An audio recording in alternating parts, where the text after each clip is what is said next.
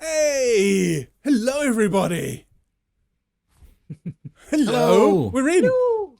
Goodness Hello. me. Hello there. Welcome to Actual Play UK. My name is John, and I'll be your handler today. Because we are playing Delta Green. Oof.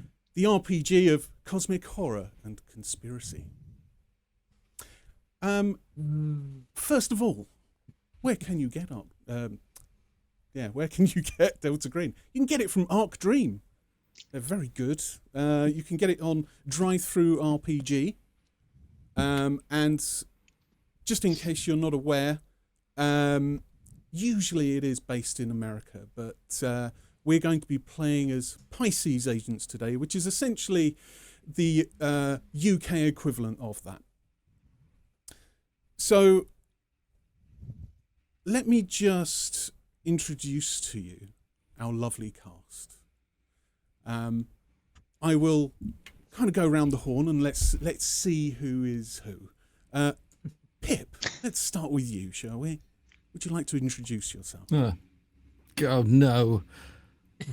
Yes, hello there. I'm Pip Gladwin. I come from the UK. No, I come from the Realms of Peril and Glory podcast, and a bunch of other stuff on Actual Play UK.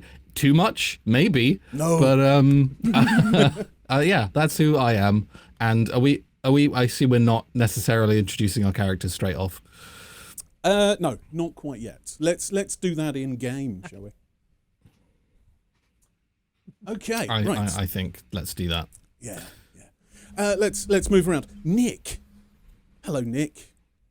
Yes. Hello. Hello, John. Would you like to introduce yourself and which podcast you are from? Not that I know it. No, it's a small one. You may never have heard of it. No. My name's Nick. I am from the Trolls of the Tonne Bridges.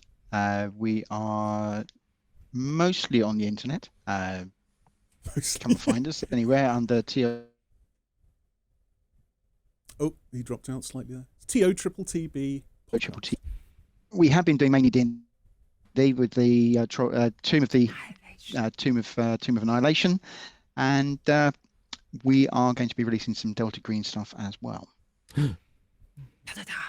So, yeah. Natalia, so let's. you may recognise some things from. You might eventually.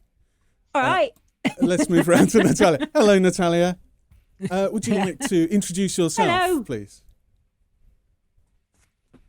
Hello. I'm Natalia.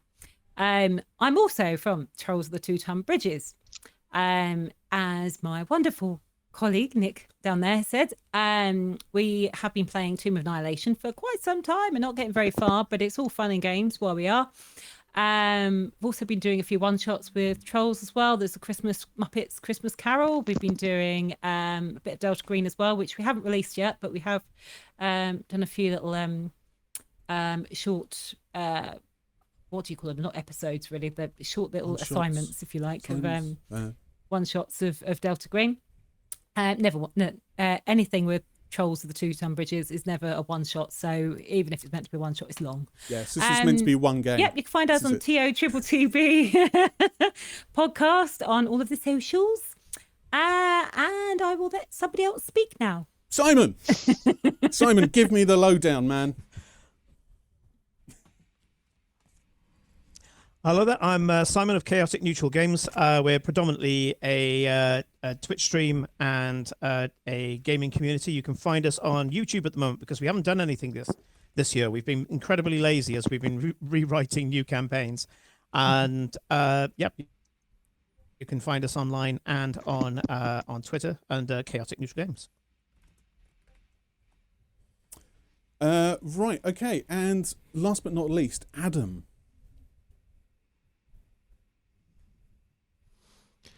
Hey, hi John. Well, I am Adam, the DM over at Gunpowder, Treason, No Plots, a cosmic horror themed homebrew D&D podcast that you can find basically anywhere, and I use it to regularly torture my players for the internet's amusement, so fun times. Nice. Okay, I know that we're having a very slight technical issue, so as far as my player's concerned, I'm going to disappear for one moment. I'm not actually going to disappear for everybody on Twitch, though. The magic of technology. So, so I'm going to talk about them. Simon, the magic of tech. Yeah. The magic of what? We'll never know. Okay, sanity rolls, everybody. Yeah. I'm done. I'm out. Whoops, I failed. Never mind. Bye. So they don't know that I am still around. I can see him on the Twitch. There we go. But he's not really there. Ooh. Is that better?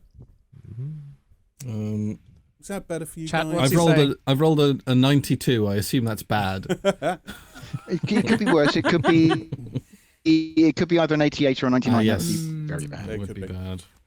Is that a bit better? Can you? Is that? It's, does that it's feel- exciting rolling a 99 though, because you think you've rolled really high, but really you've fucked it.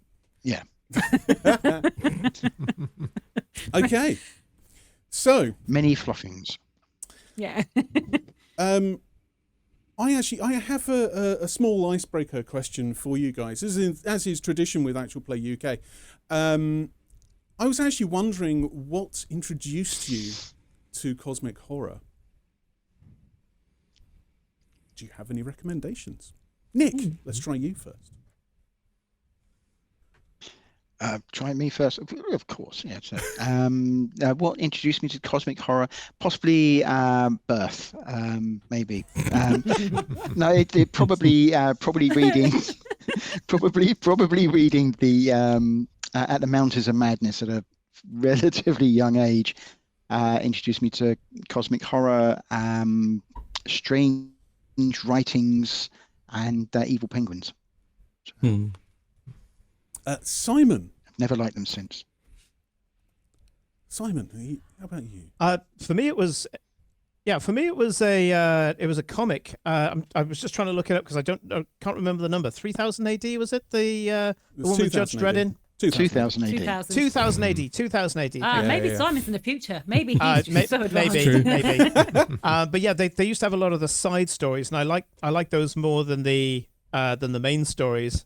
And there was one there that was basically about Starspawn, and that kind of got me hooked. And then after that, of course, I found Lovecraft. But I have to say, my favorite so far has to be Neil Gaiman's Study in Scarlet. If you haven't read it, you need to read it. Yep. Yeah. Excellent. Adam, how about you? Well, for me, I got introduced to it a little bit by accident. A friend of mine at the time sent me a link to a collection of short stories he thought I might like, and I read the first one in there, which was Dagon. I don't know if any of you have also read it, but it's a short little tale about a god under the sea and things going horribly wrong for a poor protagonist. And I was hooked from there. Yeah. Yeah, lovely place in Smith. Oh, yeah. Oh, yeah. Can't go wrong. Good holiday So destination. nice this time of year. It's lovely fishing. Yeah. Oh. Pip, how about yourself? I'm gonna go a bit. I mean, it's probably less highbrow than the rest of you, and I don't know if this is definitely what introduced me to cosmic horror. But there was a video game that came out for the GameCube in 2002 called Eternal Darkness: Sanity's Requiem, which is a mouthful, but it was this really awesome survival horror game that was like set around in one house, and then all the sort of descendants of different people who had like interacted with this ancient evil book, and you jumped back and forth between like present day and then a bunch of different periods in history, lots of different characters, like fighting maddening Cthulhu-esque monsters and losing their minds. And it had a bunch of fun sanity effects where the game would sort of fuck with you in various ways that don't work so well anymore because they were sort of designed for old CRT TVs. So like it would pretend to turn itself off or delete your save or whatever, which won't look real anymore. But at the time it was so cool. And it's still great. It's a game I return to occasionally. So I'd recommend it. And that's me. Cool. I've never played it actually. I must say I don't know about that one. Maybe in the future I'll have to do so. Natalia, what about you?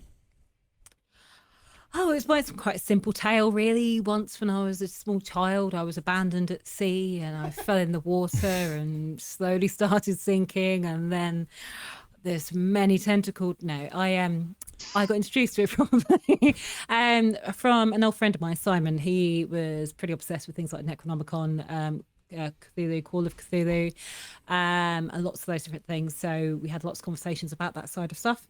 And then I have a few different Neil Gaiman books of short stories, and quite a few of those touch on a lot of the cosmic horror. And then most recently, Lovecraft Country, which I thought was a really good TV show.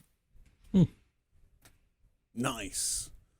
For myself, because I'm not gonna just kind of bow out of this one. It's hard to say. I mean, yes, I probably got started with things like Lovecraft and that side of things, but to be honest with you, the thing that's really kind of gripped me recently has been Delta Green. What a surprise! Oh, we're playing it. So, just in case I didn't properly introduce myself, my name is John. I'm from Trolls of the Two Tonne Bridges, and usually I'm behind the scenes with a lot of the things at Actual Play UK. So, you know, if I'm running an awful lot here, including the game, and my 50 screens that I have in front of me, it's rather warm, and my pressure level is rising. So if things explode, it might not just be my blood pressure. So, very briefly, before we delve into all of this, I do want to give a little bit of a content warning, because there is body horror and death in this. There's existential dread, and although all of this stuff happens in real places and real subjects are touched upon, it is absolutely a work of fiction. This isn't my diary. So as well as that, I really should raise trigger warnings for any accents that I do. Yep. So just to give everybody a tiny bit of a primer. So, Delta Green is not about guns. Delta Green is not about a bug hunt. Delta Green is not about understanding. Delta Green is about the end. The end of everything. Your family, everyone you know, your country, all life on Earth. It's about the end of everything and your place in it. Because you will end too. That is what the fear is about. That is what the game is about. It's not about winning, it's not about advancement, and it's not about the best weapon or the most clever plan. Although that can help. Delta Green is about the end of everything and how much of it that you will live to see. Welcome to Delta Green. And because and because we have happy days. Because this is actually going to be a bit of a mini campaign, we have our own intro. Enjoy it.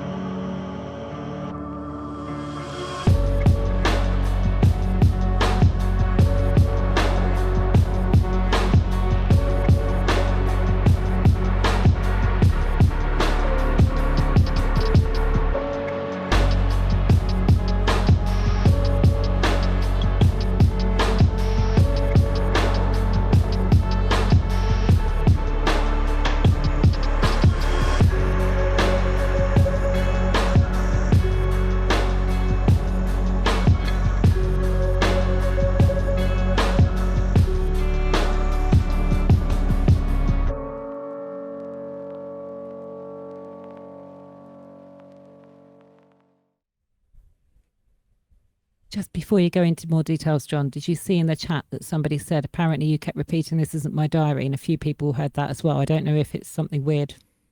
Oh, weird. I mean, that might just be me. This isn't my diary. This isn't my diary. This isn't my diary. This isn't my diary. This isn't my Yes. diary. If we continue to have some technical issues, we'll reset it. But let me know if anything continues going on. Stop stuttering though, John, because that makes it really confusing. And are you sticking or is it? No, it's just me. Okay. Nighttime. The air is clear and crisp as moonlight casts a pallid blue tone across rows of houses. The pace quickens as light coldly touches windows and doors whip past as the camera moves. The pace of the camera slows and slows until the camera rests on a door that looks like all others. The door opens like a yawning mouth. A man emerges from the shadows, the hard light of the moon distorting his features. He moves forward and his face reveals a horrifying tale of brutality. His throat and jaw bear the marks of a vicious attack, leaving him struggling to breathe and to communicate. He stumbles forward, grasping his throat, gasping for air with each laboured step. Panic and fear flicker in his eyes. The silence around is deafening, save for the faint, desperate gasps of the injured man and his dragging feet. The camera changes angle, so it follows him from above as he moves into the empty driveway, and he collapses face forward and down, blood seeping from the hole that once held his tongue. Are we back on? I hope so. We should be. Oh yeah. I don't know. Yeah, it looks like it. Oh, well, that's fun, isn't it? Hooray! We're back. Whee! Come I back, mean- people. Oh, good. If there's anything that kills tension. Okay. Right. Anyway. Where were we? So, Argus was telling us what he was doing in the morning. yes. So, Argus, what is Arthur doing in the morning of Yes. October 2nd, 2014? October in fact. 2nd, 2014. Yes. Yes, Arthur J. Calvert will haul himself out of bed as a sort of old school little analog alarm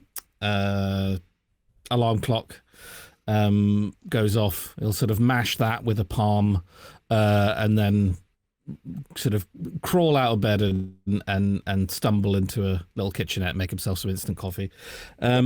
This is a quite a stocky man in his early 50s. He has like pretty short but quite unkempt black hair.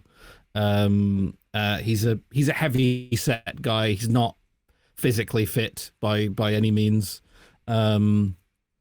And he's gonna make some really probably quite horrible tasting instant coffee to start the day.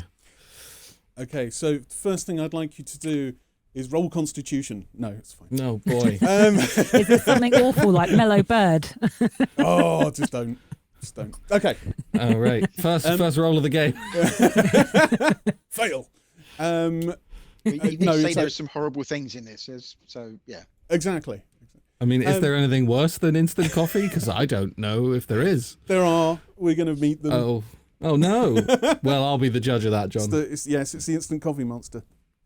So, I mean, what usually would go on around about his day? Is he going out somewhere? Is he's just kind of having a cup of coffee, milling about for the day?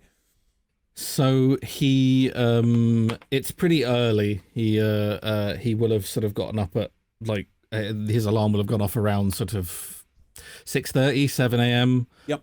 He's going to make this coffee and start his day heading down the road, not too far, to the Whitechapel Mission, which is a not a homeless shelter, but a homeless outreach building, effectively.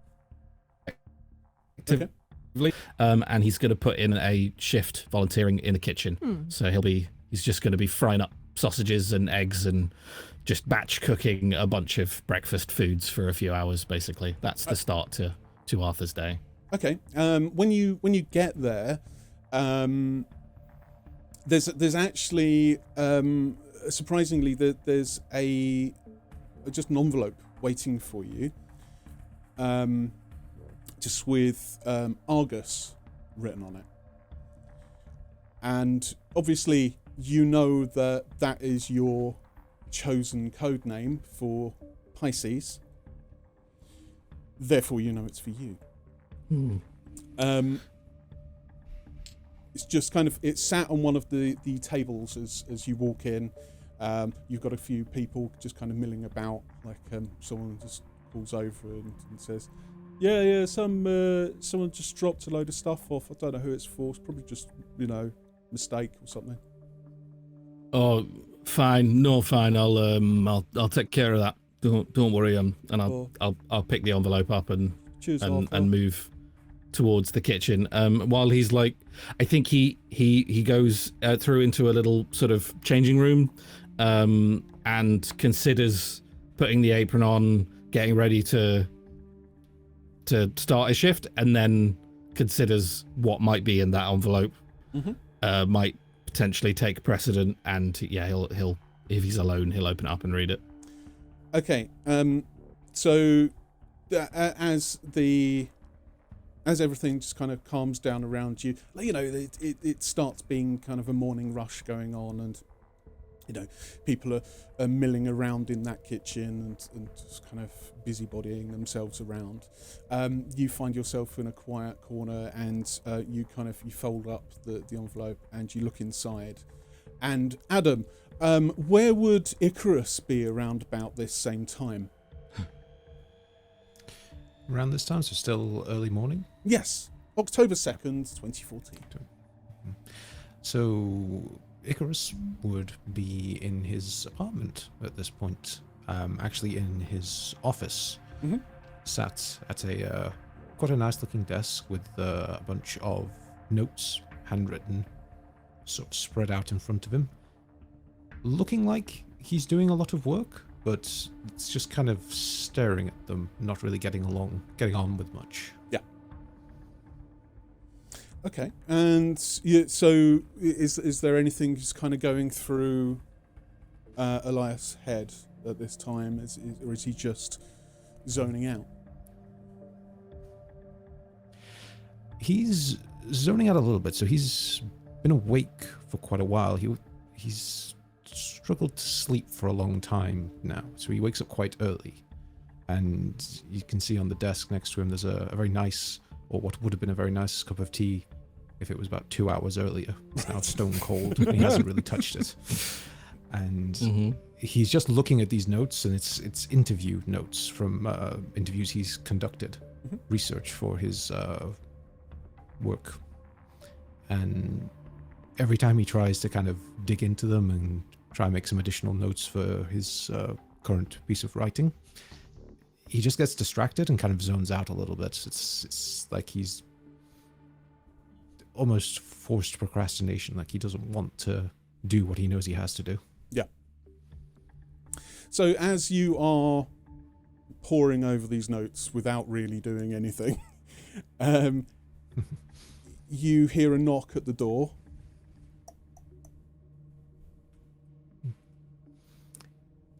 He doesn't move immediately. He's quite tired, and he takes him a moment, then kind of shakes it off and goes, realizes that was a real sound, and walks over to the door. Okay, so looks through probably a keyhole. Okay, so so this would be the door in your office. Okay. Okay, as opposed to a front door, but. Okay. And then he would just open the office door. Okay. Meredith is stood there with a cup of tea and some biscuits, and under her right arm is there's a newspaper and just a small pile of letters.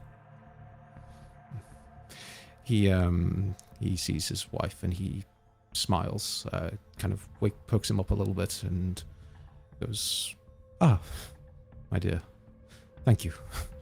Very much appreciated. It's no problem, Adam. I was about to say Adam. It's no problem, Elias. Oh, fourth wall. No, that's absolutely fine, Elias. I could tell that you're terrible with, drinking your normal cup of tea in the morning. So you've been like this for some time. Is everything okay?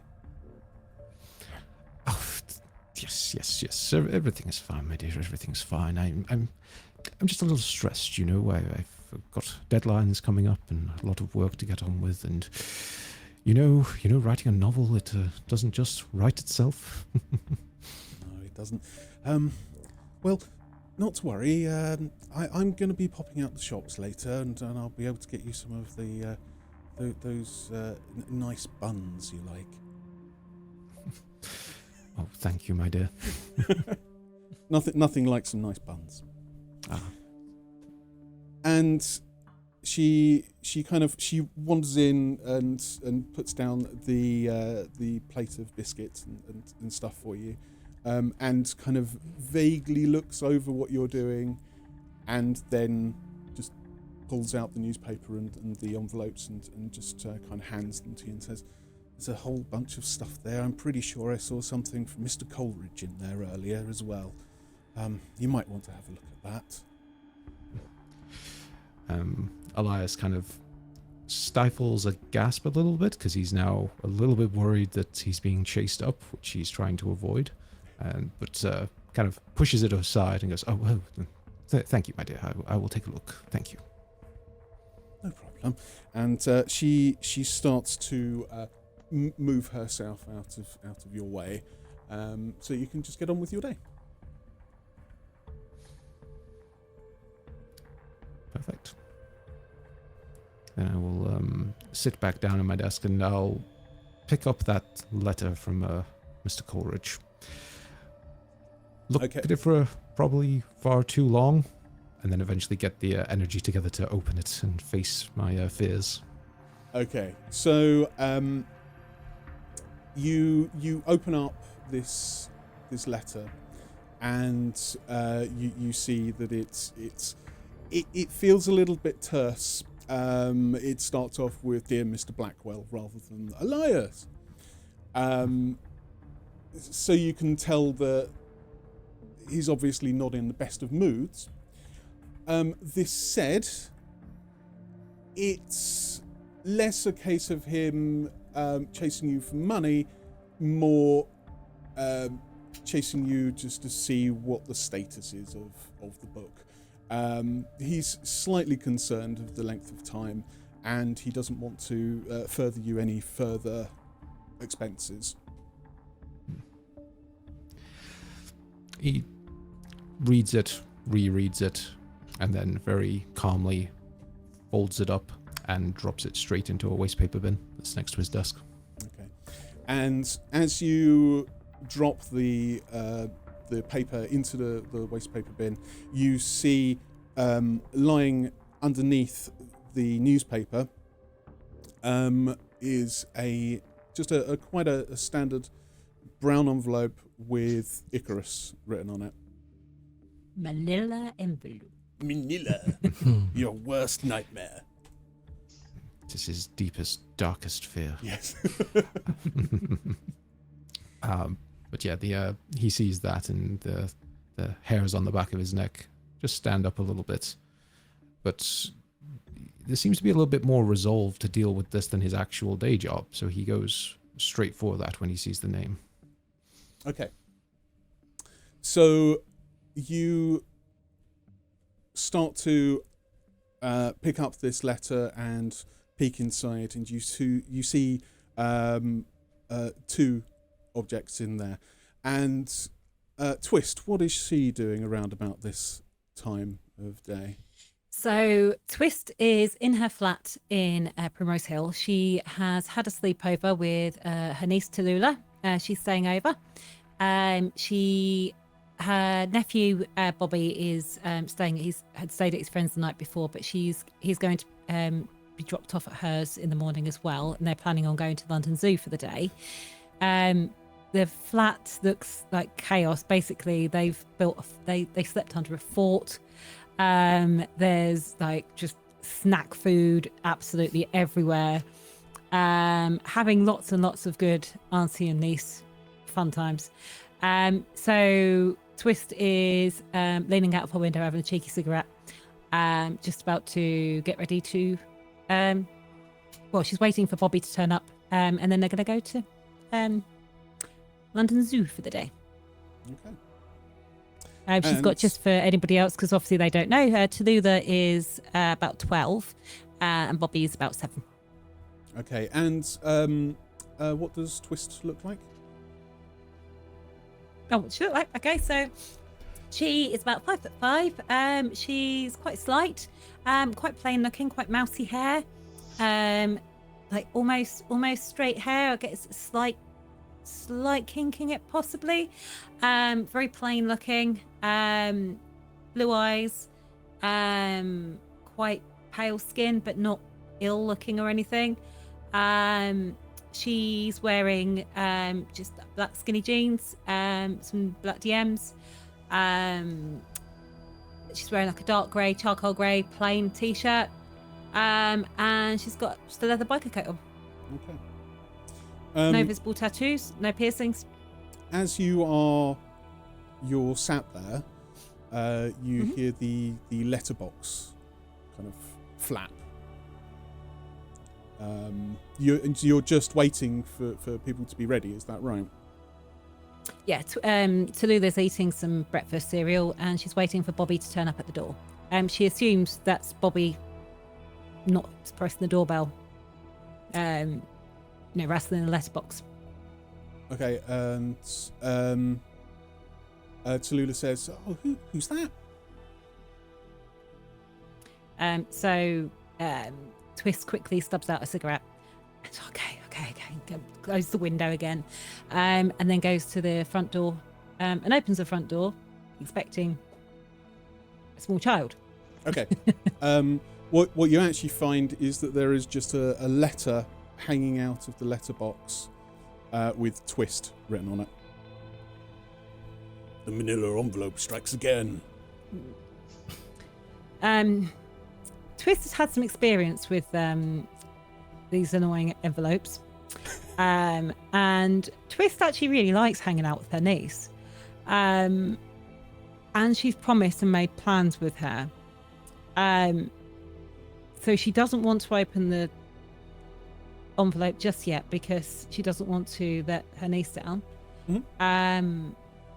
She's going to message her sister though and say, work things come up this afternoon. I'm not going to be able to have the kids for the whole day, but we will. I can take them for a few hours to the zoo. Could you pick them up after lunch?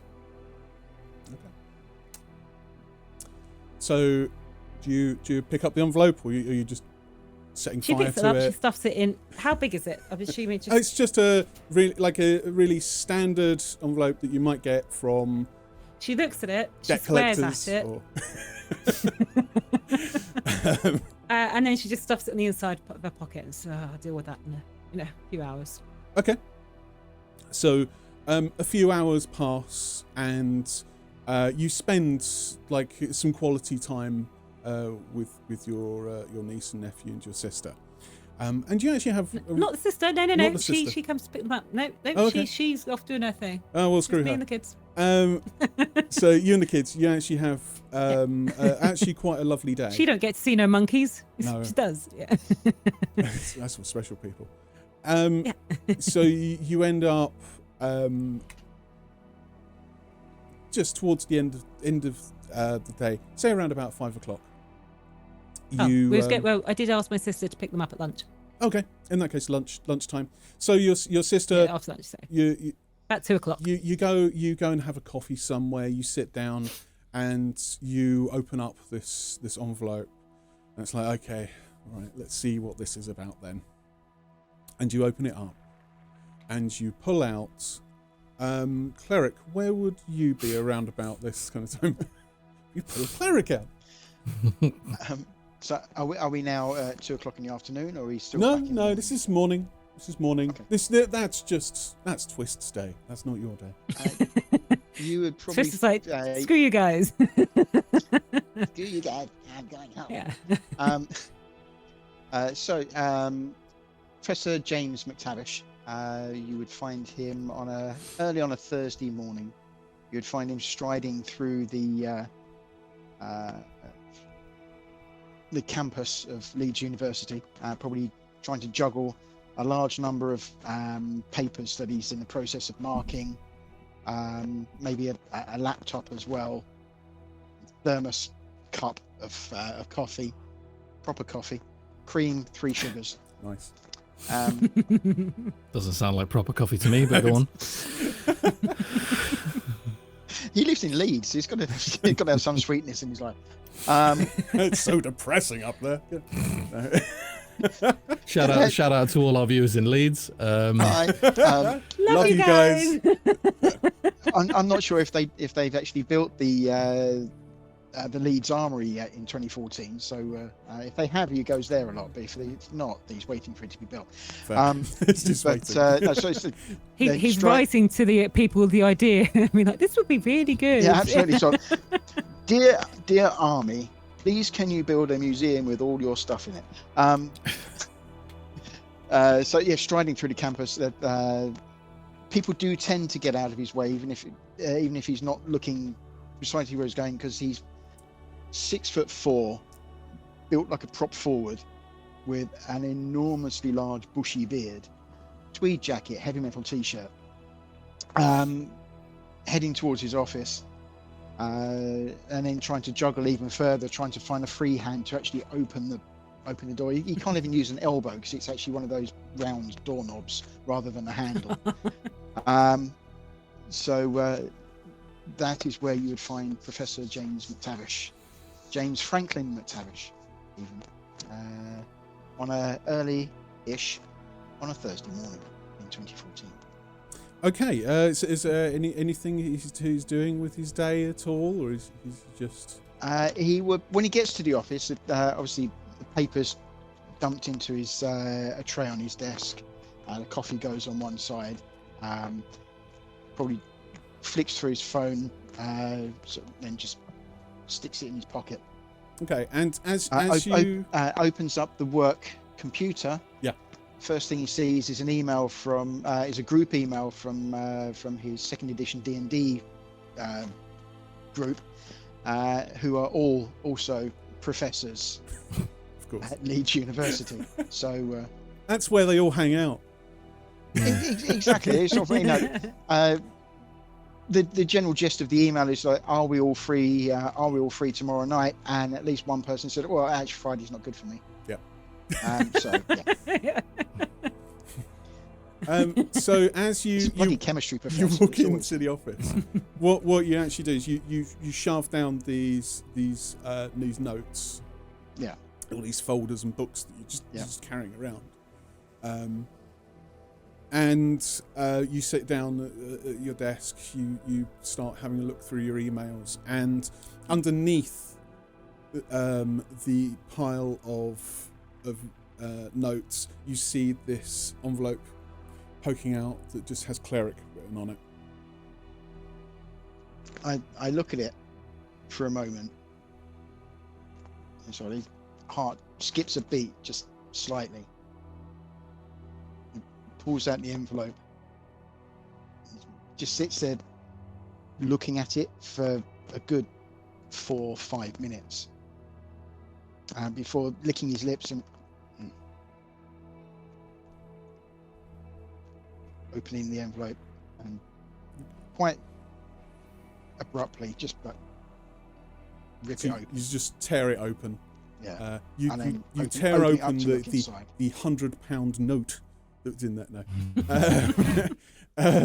you tear it open, and a couple of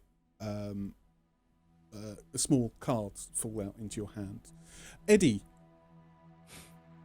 where would Eddie be on this day of days? October 2nd, 2014. Which is a Thursday, as we all know. Yes. Didn't just As Google we it. remember. I remember it like it was yesterday. So Eddie works the nights. So at this point, he's been asleep for maybe an hour and a half, 2 hours.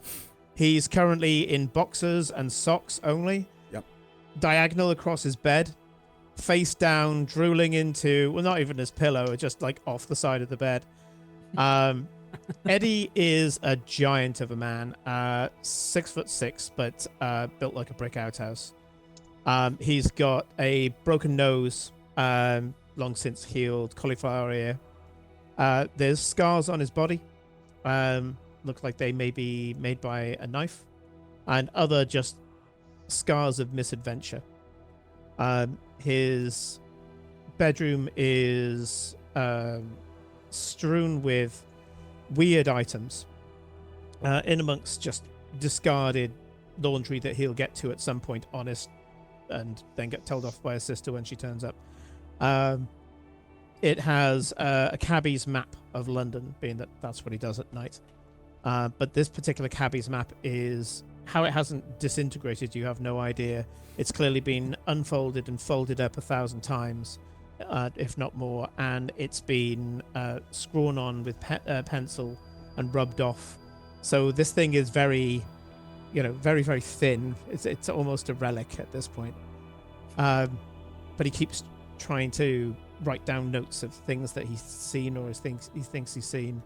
The only other person in the flat is his dog Pepper, who's currently just kind of curled up on the bed with him because, well, he's at it diagonal, so she's got two choices of good spots to go to. Cool.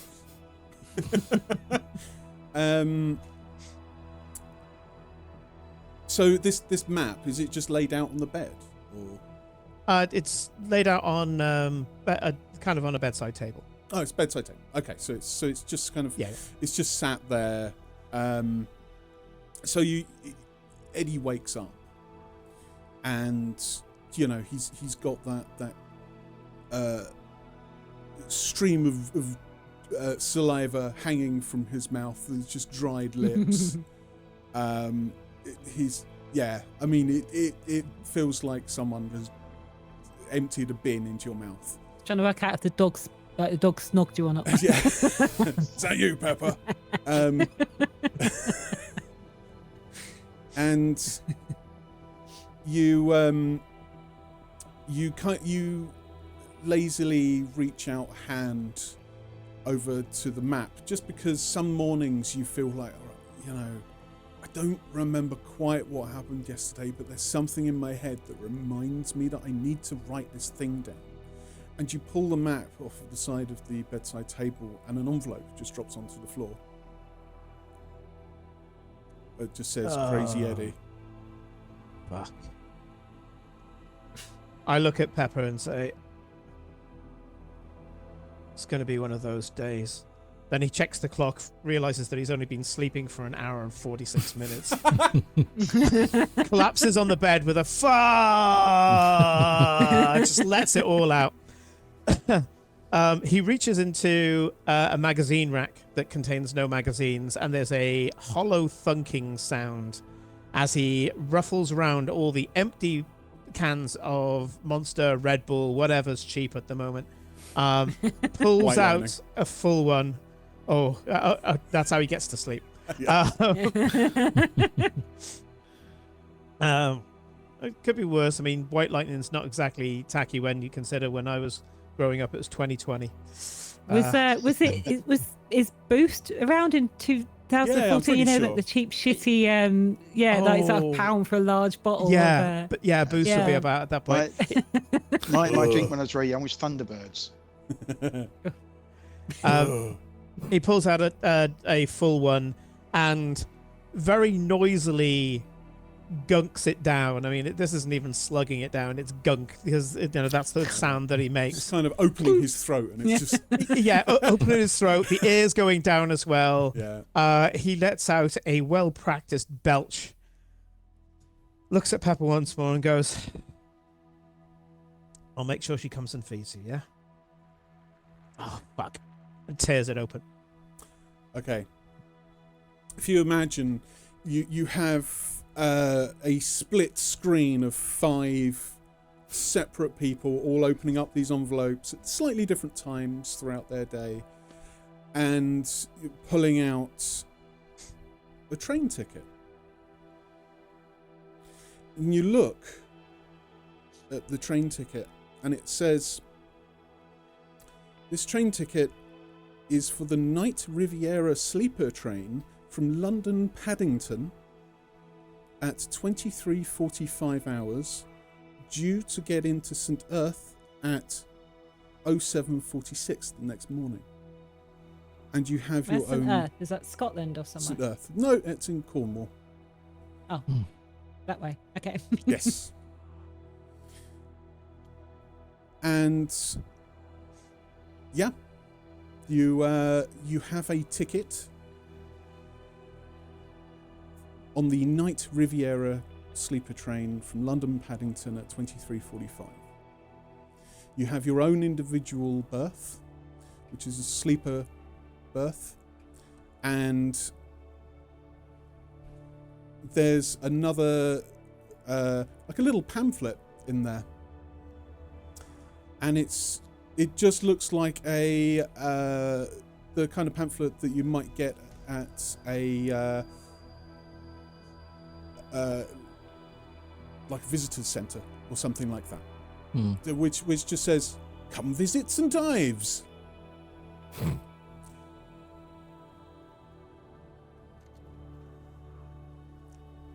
So you all see this, and I'll just say, for the sake of clarity, that Argus, Crazy Eddie, and Icarus haven't actually gone on any operations previously. They've been recruited by PISCES, and they've been told to watch out for when they might get activated. As you know, PISCES is very much a Black Ops operation. So you will essentially have to work under the radar. So if you have work or anything like that, and this does obviously go with Cleric and Swist as well, but they are slightly more practiced at this point, you would need to ensure that if you are going on this operation, which I assume you are because we're streaming, I'm out. No. see you later, guys. Swift just decides not to ignore the letter and carries on drinking a McDonald's milkshake. That's fine. I'll mute you. Probably you can wise. you can sit there. It's fine. So essentially, you have the option to, obviously do a couple of things during your day. Say if you wanted to get ready for whatever it is that you thought of, get a bug out bag, pick up a couple of items that you think you might need. Obviously, you don't know anything about this so far. No. What time? Remind me the time the train was leaving. 11:45 at night. Oh, okay, great. That's fine. So you That's have fine. your That's plenty of time entire to day. to get stuff done today. Yeah, exactly. So you can set things up. You can talk to your families if you have them. You can sort out things to do with pets, with loved ones, with steampunk groups, whatever.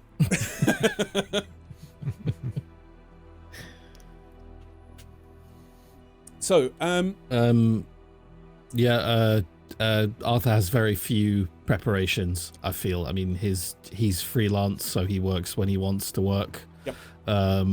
And apart from finishing his volunteer shift at the Whitechapel mission and heading to an AA meeting in the evening, he is good to go. And I think there's a sort of under his breath when he's opened this envelope and seen these tickets and looked at this little St. Ives pamphlet, I think there is just sort of under his breath, there is a little like, about fucking time. Okay. And Icarus, how about you? So, Elias here is also very excited to go on this. He's been waiting, was with a bit of bated breath to finally get called in.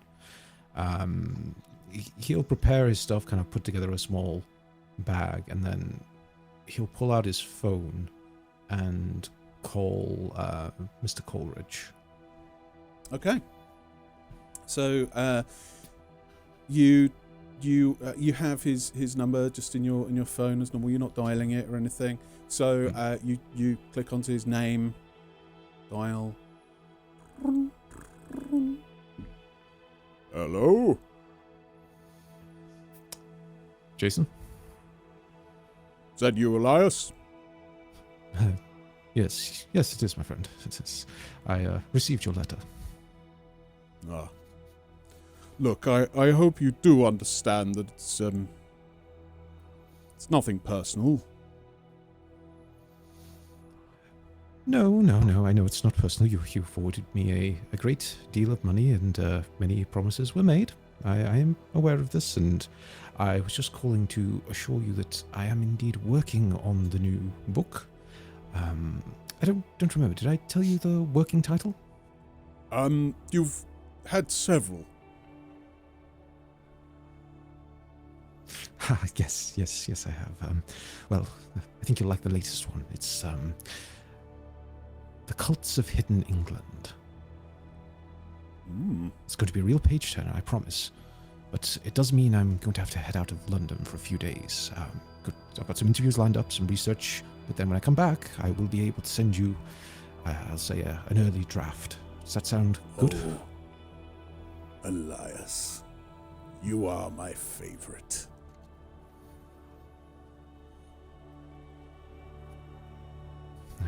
I'm glad to hear that, Jason. Thank you. I do cherish your patience. No, absolutely. Look, great artists need room to breathe.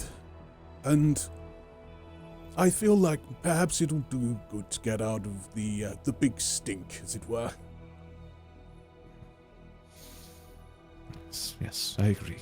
I'll be setting off today, in fact, so don't worry, I'm not putting anything off. No more procrastinating. Good. So when will I be expecting at least the first few pages? I'll email you the first few pages in, let's say, a week. Week? Yeah? Yes, that should be enough time to consolidate what I learn. Lovely. I look forward to it. I must get on. My dog appears to have something stuck on his foot. I must go rescue him. And he puts the phone down. Elias breathes a little sigh of relief there, and I guess he'll prepare to leave, so he'll say goodbye to Meredith if she's still around. If not, he'll send her a text saying that something's come up at work and he's got some interviews lined up. He's going to be away for a few days. Okay.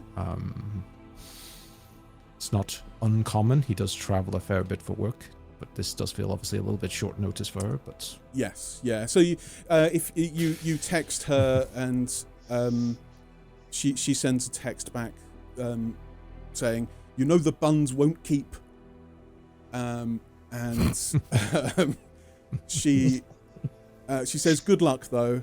I'm thinking of you, and yeah. And he replies, just saying that he'll contact her when he arrives. And then he looks at the train ticket and decides to head down to his car rather than take the train. Interesting. Or does this seem like too difficult a drive to do? I'm not super familiar with where St. Ives is. Far too difficult. Okay, fine. He'll leave the car then. Of Cornwall.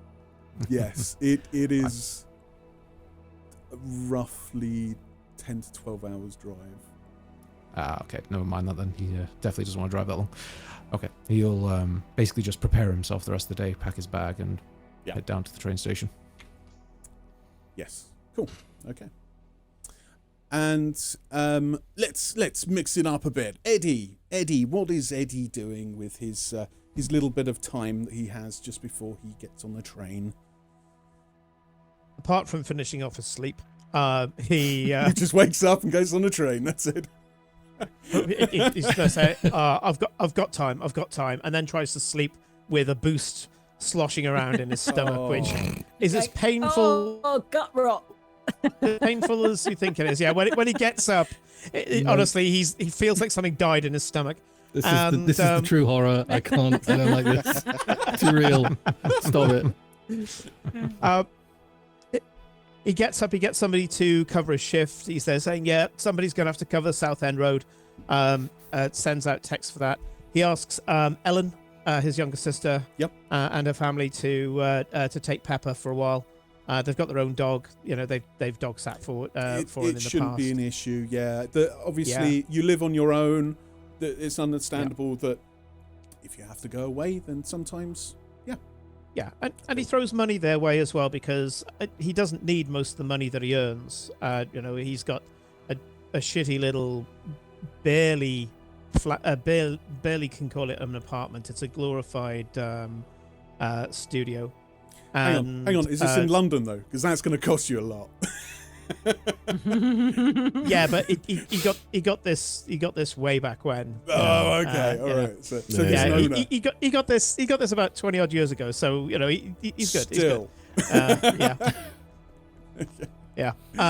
But and he doesn't really want for much. He kind of gets up, works, passes out again. He's got a very simple life. He comes out, takes a look at his cab, and goes, nah. Let's spoil ourselves. Looking at the ticket. Goes into his basically a little. It's one of those detached garages. That you rent separately to your flat. This is London after all.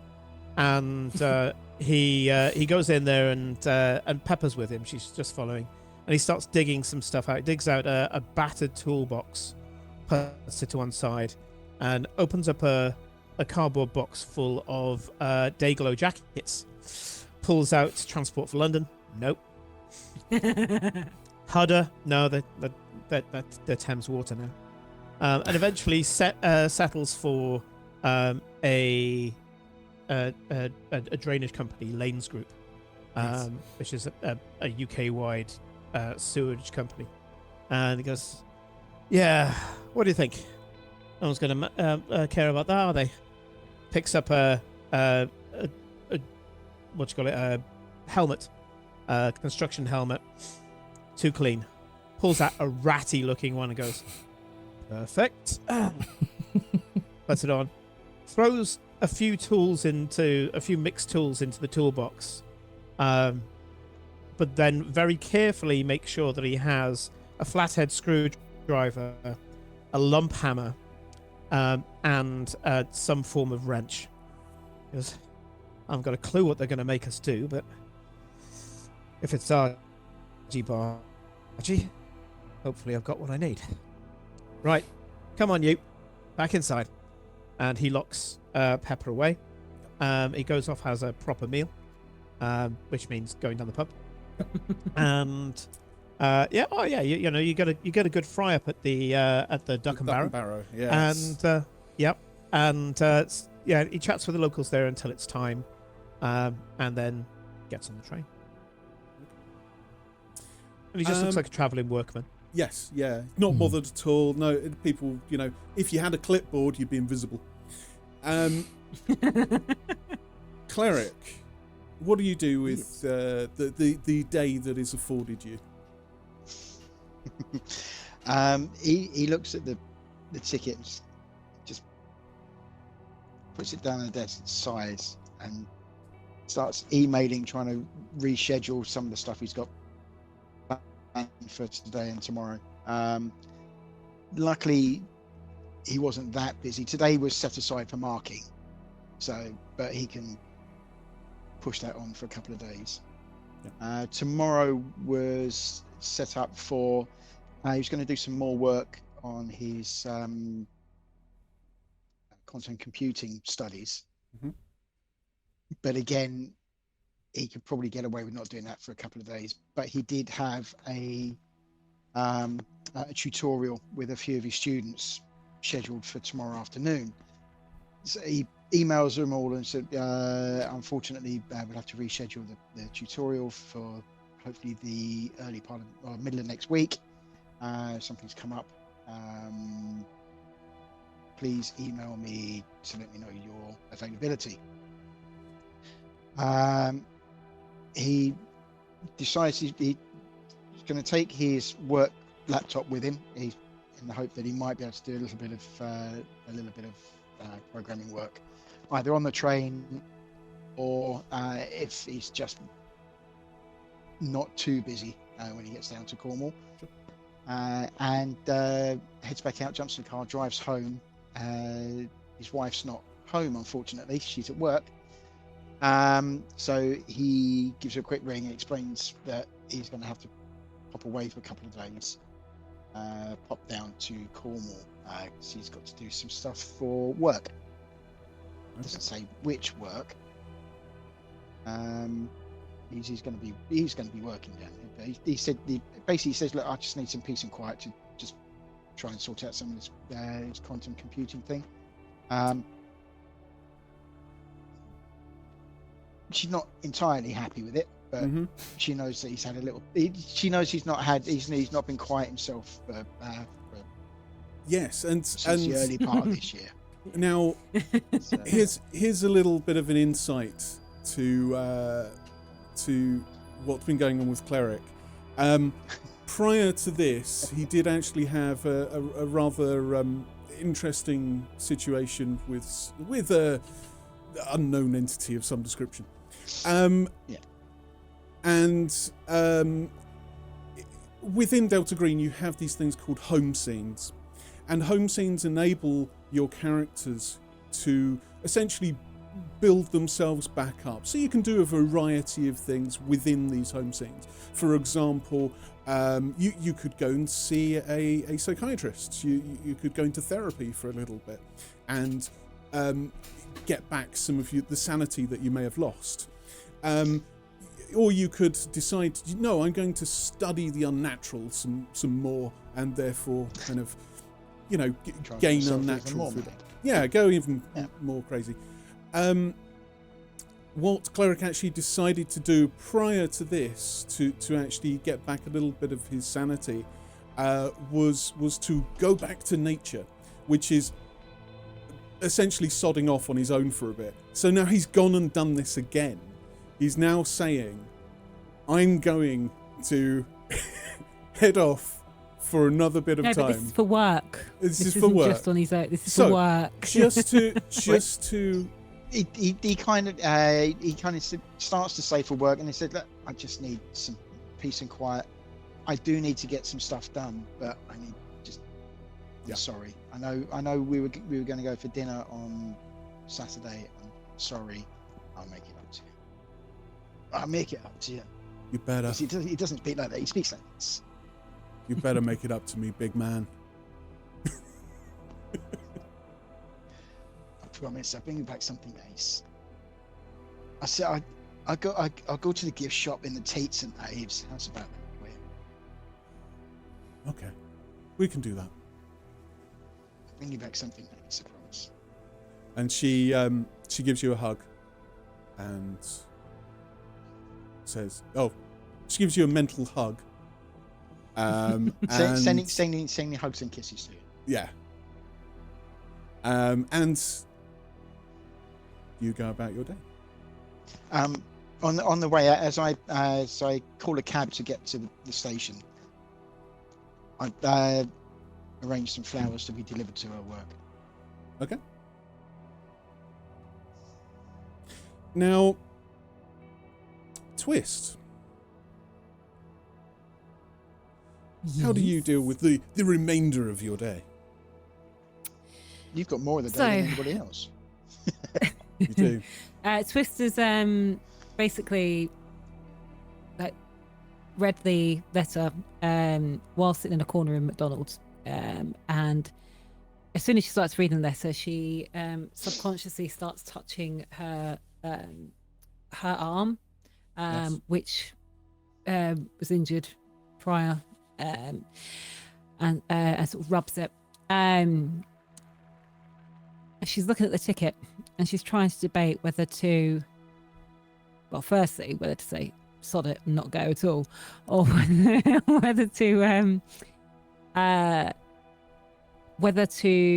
go via the train, whether the train is imperative, there's something on the train or anything else, because it's very vague, or whether she could drive to she's got like a swanky static caravan in Newquay, whether she could drive up in the day, stop there for a bit, and then head to St Ives early morning. So I will. So she's. If you're not sure. I hadn't finished, but okay. Oh, sorry. Yeah. Please continue. So anyway, she's thinking about it, and she's like, "Oh, I've seen these weird films. It's totally going to be something on the train, isn't it? Fuck." So she wanders back home, makes herself a ridiculously strong coffee, proper coffee, with a really, really posh coffee maker, one of those drip ones, you know. And she starts packing her sac à magique again, or repacking it again, which is basically her very plain-looking rucksack with many, many pockets. So she packs similar to what she had before, so lots of different bits of clothes that will lend themselves well to her, but very strategically chosen bits of clothes to change for the situation. She packs her Kevlar vest again, because she ain't trusting that shit. She packs her pockets in her trusty old but new now leather jacket that looks exactly like her old leather jacket, but it's not. It's a new one that she's aged to look like her old one that got trashed in the last game, which she was very upset about because it was vintage. So she packs all the inside pockets of that with necessary bits, her own medicine cabinet, her syringes, and all of the like, and her pistols. She puts her DMs back on. Yep. Stands and has a cigarette in her flat and says, she goes in her fridge, checks. She doesn't know how long she's going to be gone for, so she gets rid of anything like milk or anything that might stink the place up, in case she's gone for a few days. She gives her sister a quick text, she'd WhatsApp her sister and say, hey, got another work thing, not sure how long I'll be gone for, hopefully not too long. Send my squidges to the rat bags or something like that, and then sends a photo of us pulling a funny face to the kids, with kisses. I think that's probably the only place she's really got to let know. Her work is a little bit freelance, but sort of as and when they need her, they will contact her.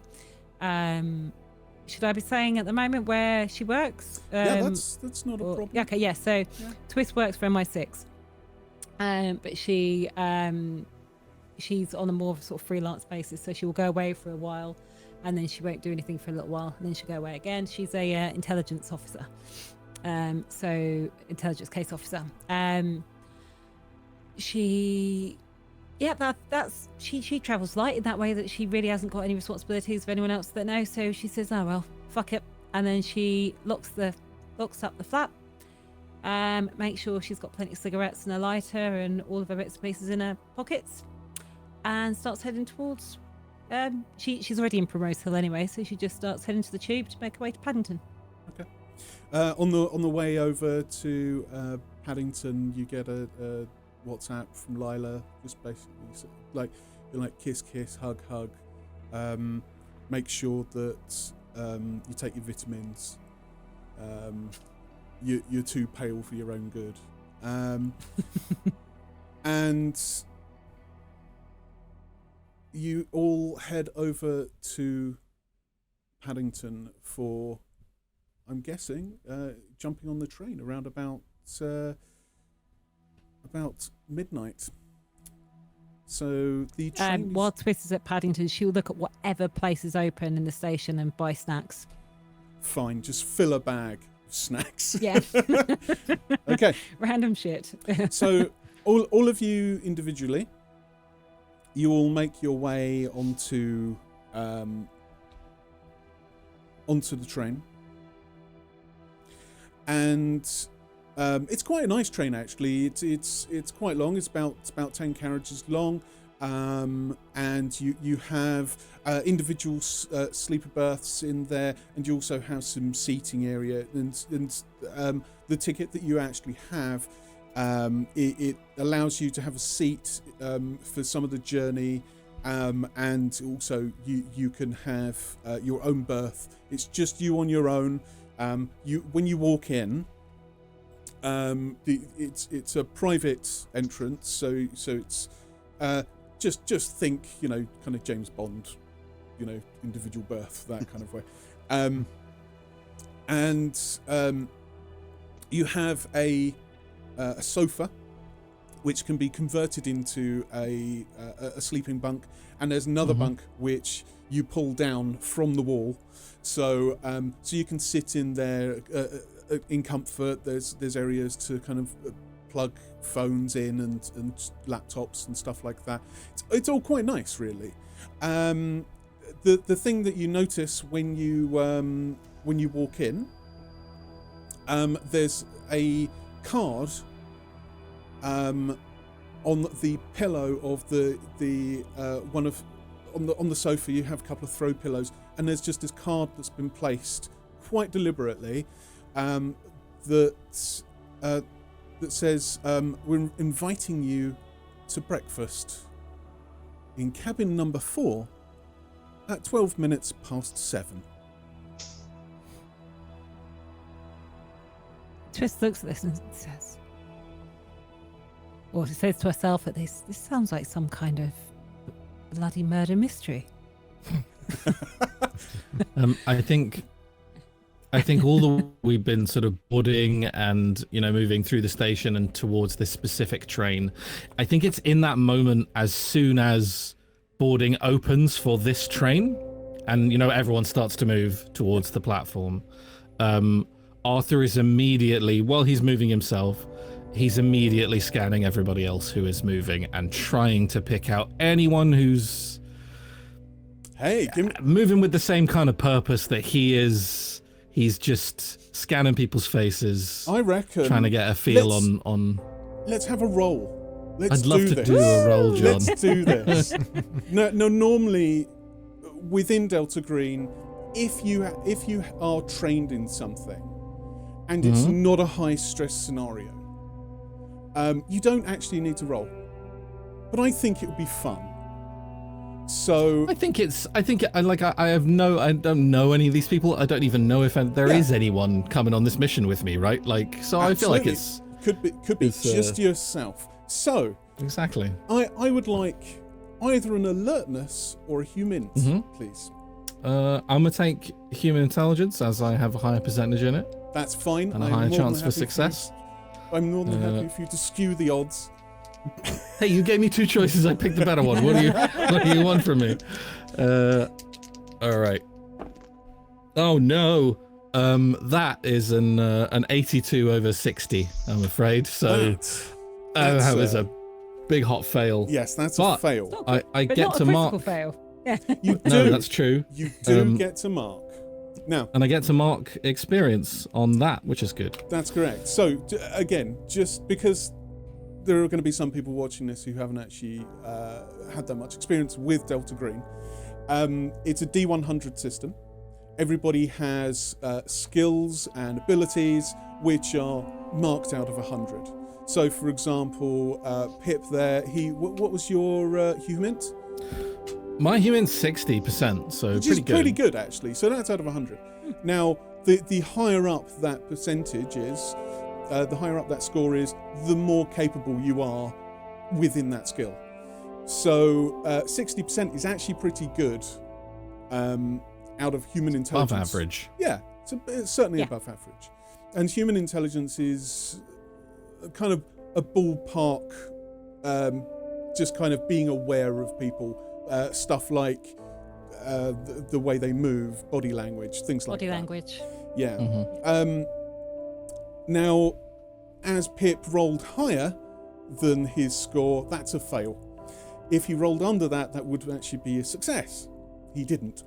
And there are crits Did not. and fumbles in this as well, which are if you roll over your score and you get a double number, so say 66, 88. 77, 88, 99, that's a fumble. If you roll under and you have a double number, say 33, 22, or even a 1, that's actually a critical success. So, it goes to follow that better things happen with crits, unless it's a fumble. So, Argus. Well, Arthur scans the crowd and can't really get a bead on anybody. I think he's wearing like a big old grey t-shirt with a few sort of holes in it down the bottom. He's wearing a sort of like burgundy-ish red sort of puffer jacket gilet, effectively, Right. with sort of pockets, big pockets in it. And around his neck, he does have his camera, which is on its strap. And I think as a result of this failed roll, he sort of looks to the side and spies what is probably a young businessman, maybe, I don't know, just someone he takes an immediate disliking to. Yes. I'm guessing somebody in a nice suit who looks well put together and maybe rich. Probably. And Arthur just immediately just sort of glares at this guy, reaches down very nonchalantly to the camera without like putting his eye to the viewfinder, tips it up and just takes a few pictures of this guy as he's walking past. A little click from the shutter, and then he drops it down and sort of swears at this man under his breath as he's boarding the train. Yeah, that'll learn him. Yep. So as you're walking through these groups of people, to be fair, you've never been part of an operation before. You have never been part of one of these crazy situations. All you know is that you've been requested because of your skills, your abilities, what you've experienced yourself. You've no idea who these people are. Twist, what was you going to say? So Twist will buy a random book in Smith's at the Cool. station as well for the journey. Has she seen Cleric around? She'll look for Cleric because everyone she's gone on, she's found a Cleric. I would say by this point, you're all on the train. You've all found these notes, these cards, and the train starts pulling away. I'm more than happy for you to have a book that you've bought. You can roll for it if you want. No, don't.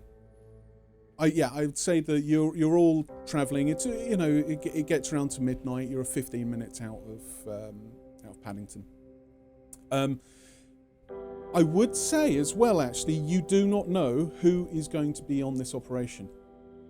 Mm-hmm. So you don't know that Cleric is going to be on this operation. You could perhaps roll me an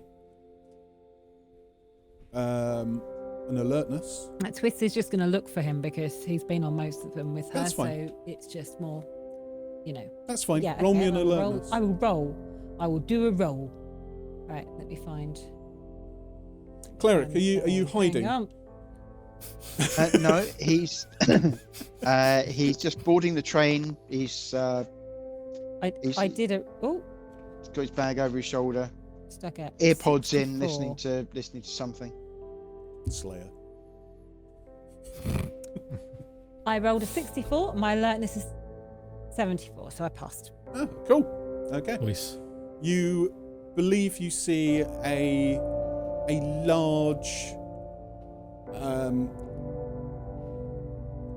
Built like a prop forward, I believe is the term. You're slightly delaying again. Am I? No, it's just me. You see him in the distance. He's in a few carriages down. You see him getting on. You try calling out to him even, but he ignores you because he's listening to Hell Awaits on his earpods.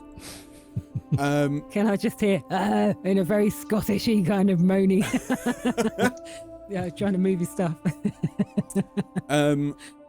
So you both managed to get on the train, and I'm more than happy for you two to kind of meet up. You catch up. You have a drink together. We bump into each other in the buffet car. Yeah, and it's like, oh, what are you doing here? Oh, what are you doing here? It's all very fast. You notice he's got even more tattoos than he's now got full sleeve, like proper full sleeve work on both arms, and the tattoos are starting to poke out the neck of his t-shirt. So, I see you've had some work done. Well, need to spend my money on something. Can't spend it all on the way. Although she'd like me to. You're looking much better than last time I saw you. Well, I've been taking some time for myself. It suits you. See your arm's better too. Finally. Bloody scars, though. They do say chicks dig scars, so. True. And he just laughs and toasts you with a drink. Oh, by the way, I bought nicotine patches and nicotine gum just in case. It's a long train ride. I'm trying to quit again. Nobody likes a quitter. no one does. And what I'll say is, you guys, you end up like, obviously it's quite late already. Perhaps you talk and share some drinks, or Pepsi, whatever. You decide to while away a few hours, and Start debating about music probably for quite a while. Probably actually, and I got some great new vinyl. You both then decide, okay, head to bed. See you in the morning. And separately. Night, yeah. And night rolls around, and you're both lulled off to sleep from the rhythmic motion of the train wheels. And you both sleep Despite the soundly. horrendous snoring that is coming from one of the berths. I mean, seriously, this is... It's like a chainsaw that's stuttering. It's terrible. And with that, we'll take a quick 10-minute break. And we will be back very shortly. Stay there, because there's some lovely There'll be adverts. more dice and rolls, and There'll that's be more, exciting. We'll actually be rolling things and talking about Yeah. the horrors of man.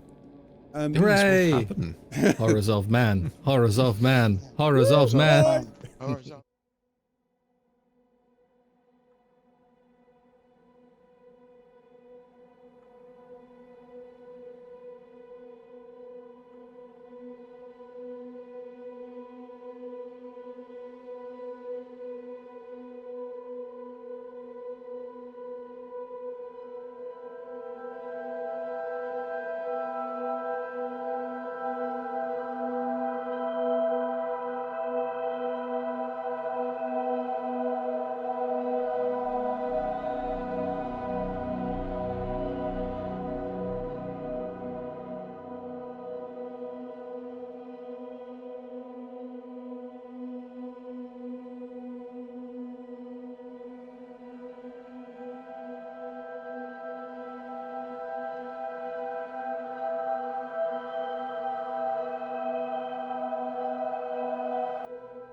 And we're back. Hello.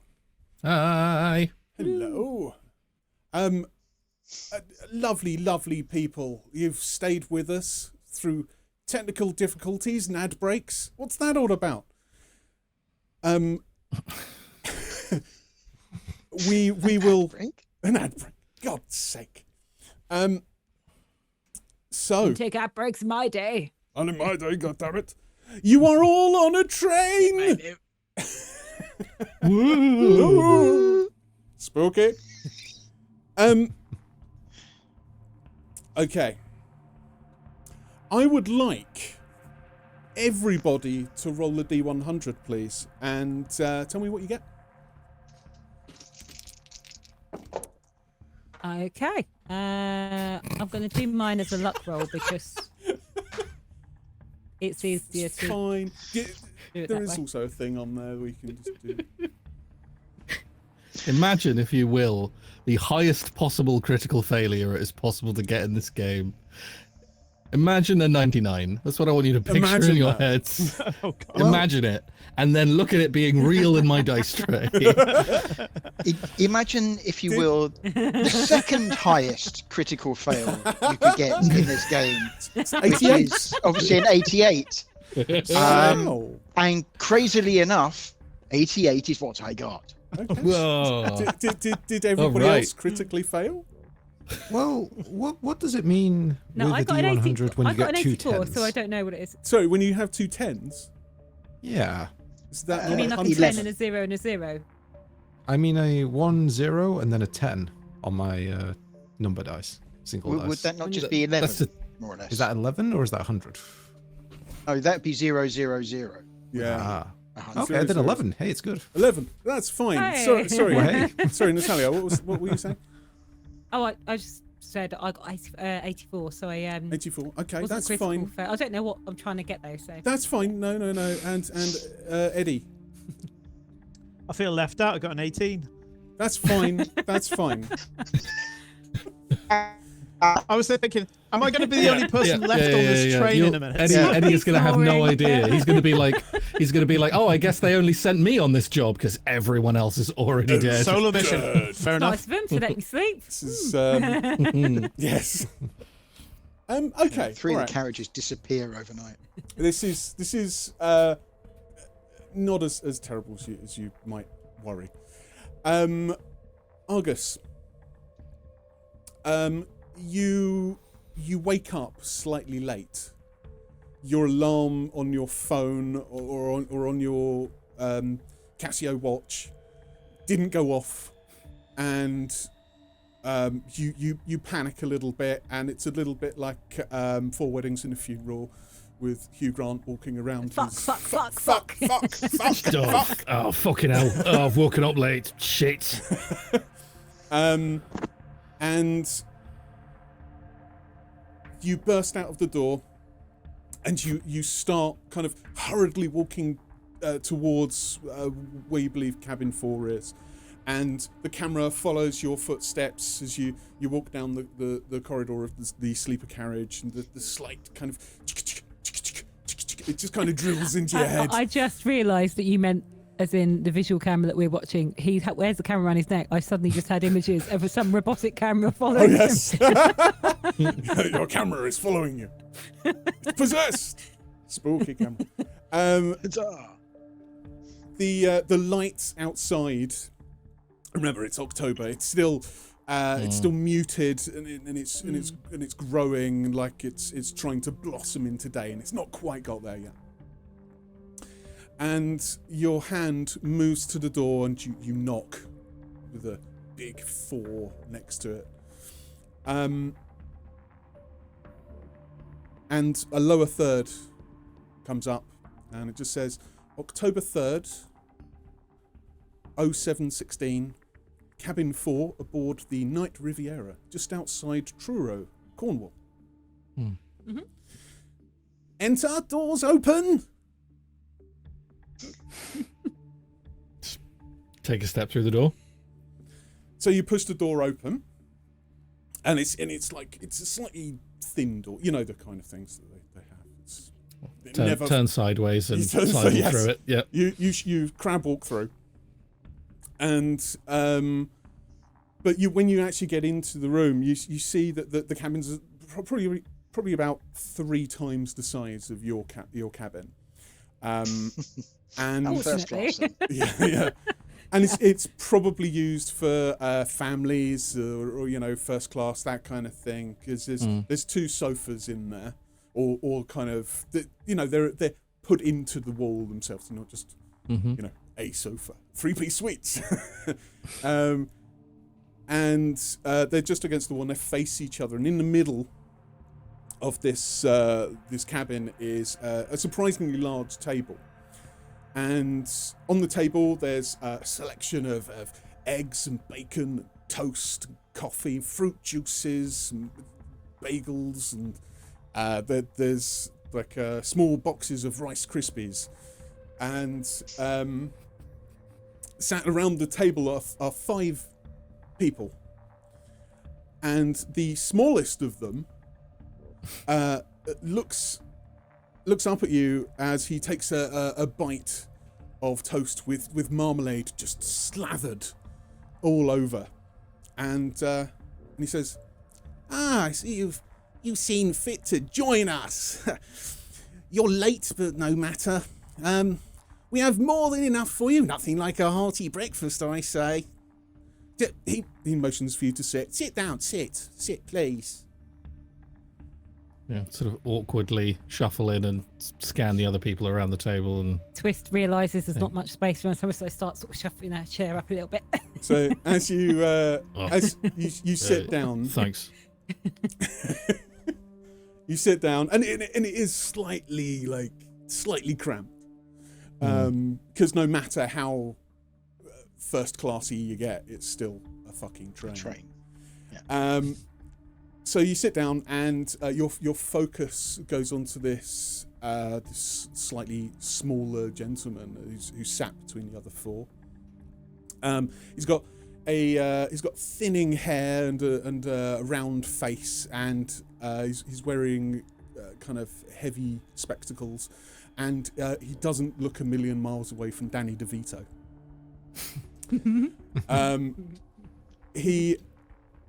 He shoves some more marmalade-covered toast into his mouth, and a drop of marmalade falls onto his silk tie, and it has butterflies on it. It's very, very pretty design that's now ruined.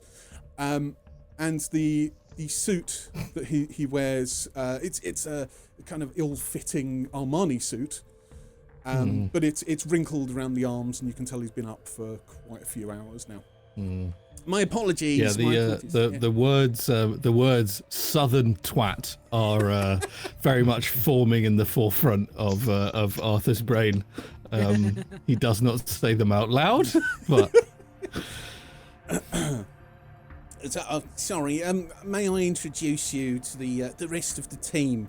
And one by one, he points out. Icarus, this is Cleric, Twist, and Crazy Eddie. Yes, and this is Argus. Everybody, please only use your designated code names for the time being, because you never know who's listening.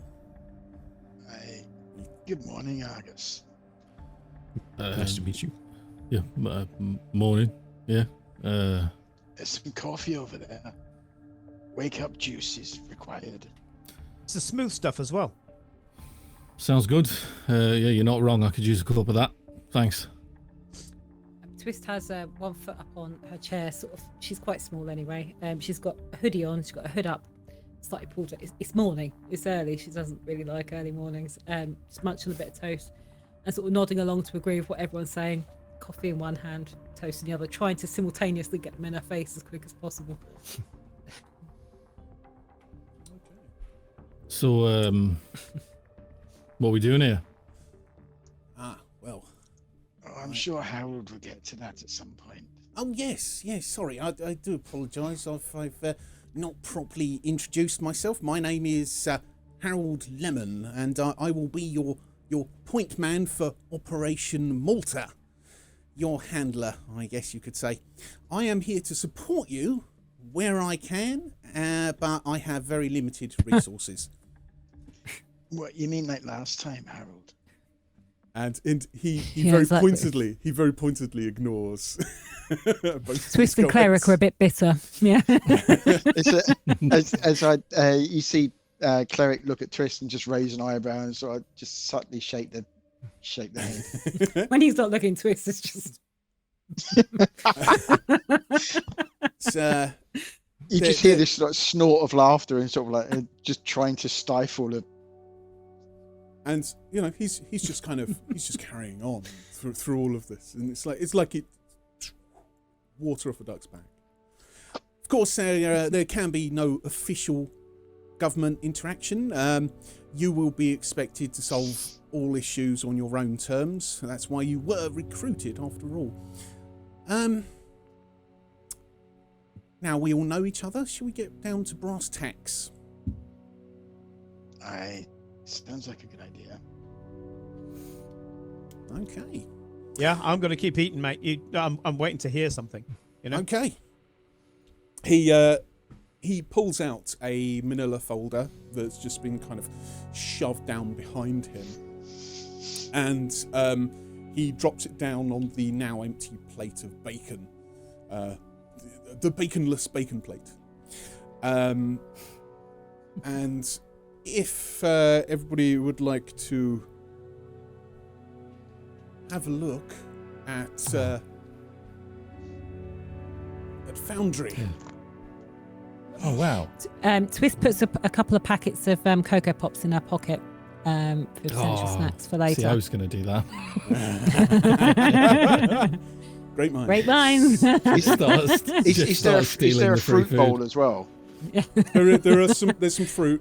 Yeah, you're going to take a couple of bananas and an apple. There's no bananas. It's just weird bananas. things. Hold on. How else is Cleric going to get his potassium? Roll for bananas. How am I going to get my potassium intake? I need my potassium intake. Twist looks at the others and says, honestly, take what you can from this guy. In that case, I'll take 2 apples. Okay.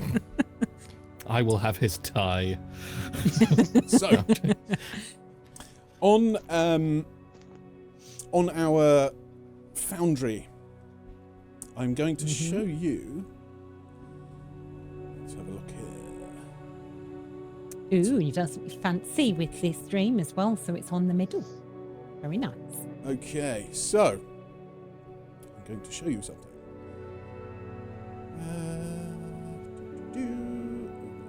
There we go. I'm going to show you this. Ooh.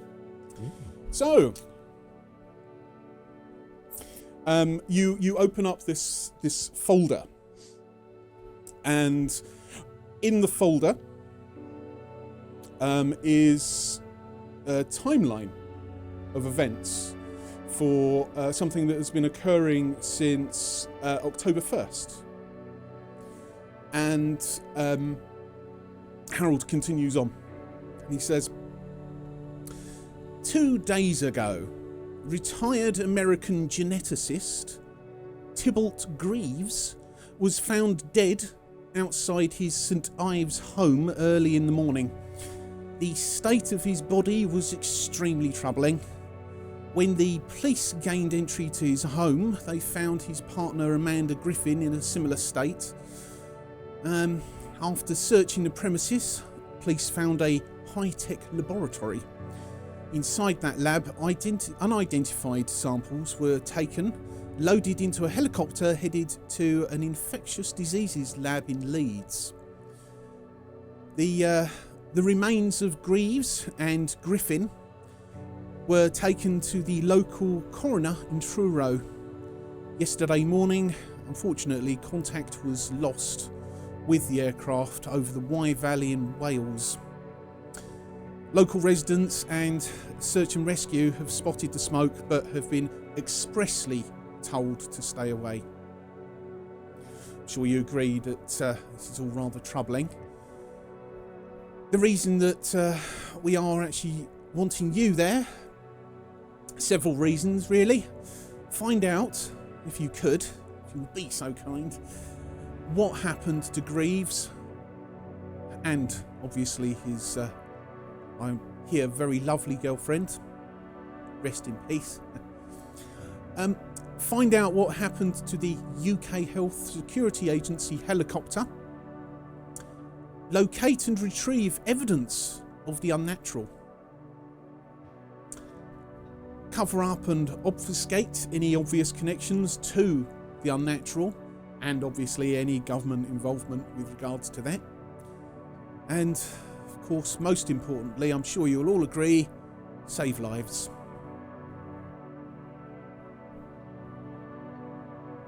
Would you Right. would you like to have a look through this timeline? Would anybody care to read through it? It is fairly involved. I have skimmed it. Yeah. Okay, well, I can go through if you like. Or yes, twist.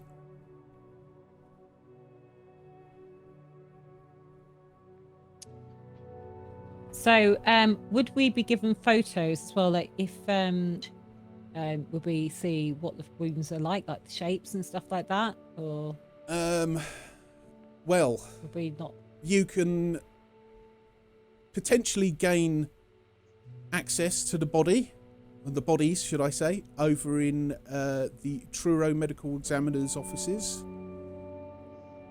And, So and we've just how are we basically gonna lost everything that was in his lab, haven't we?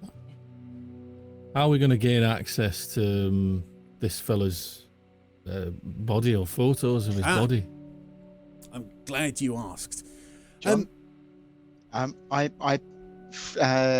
my back pocket, Yeah. I pull out my fake warrant card. Okay, Oh yeah. cool.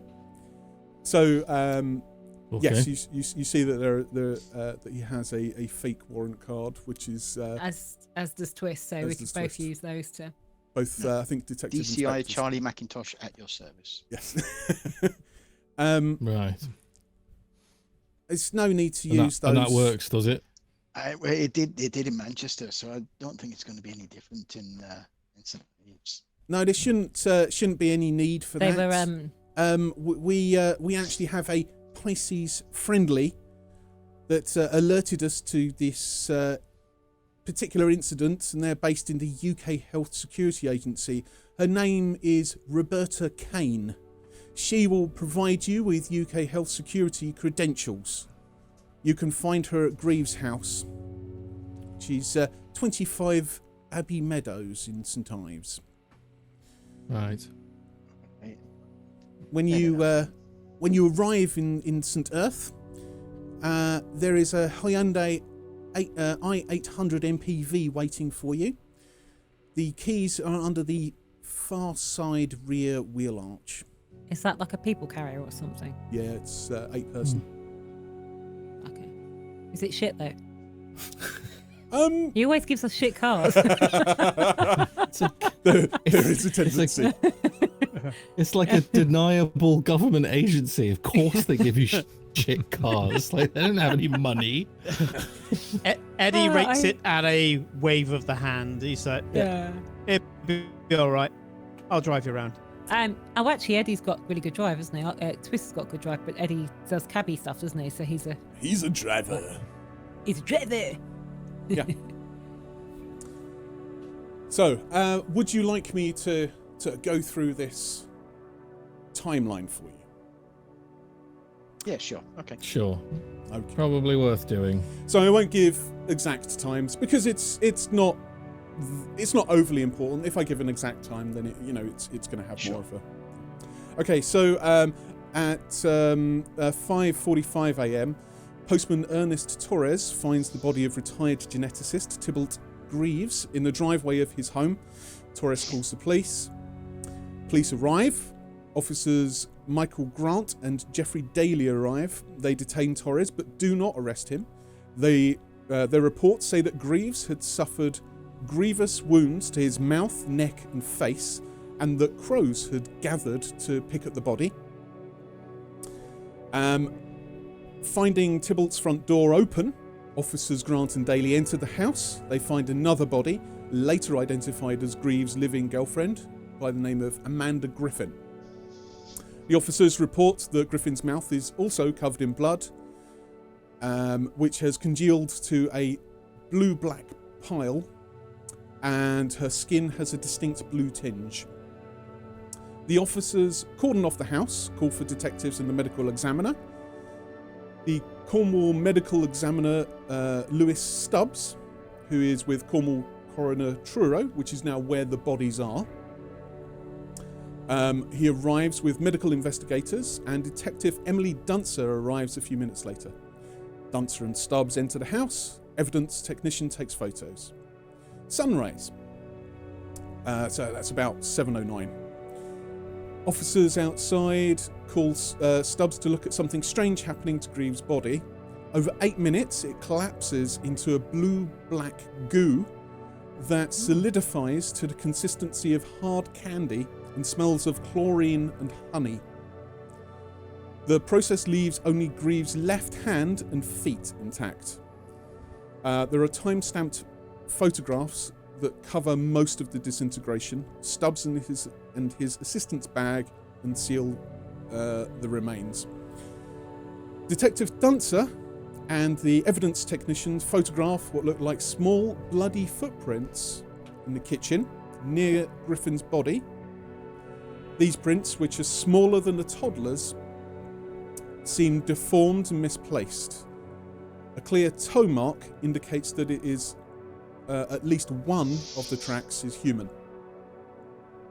Duncer follows these strange tracks to the closet which holds the furnace. We'll call it a boiler. We're not American. Behind the boiler, Duncer finds a wall standing on a hinge, swinging freely. Behind is a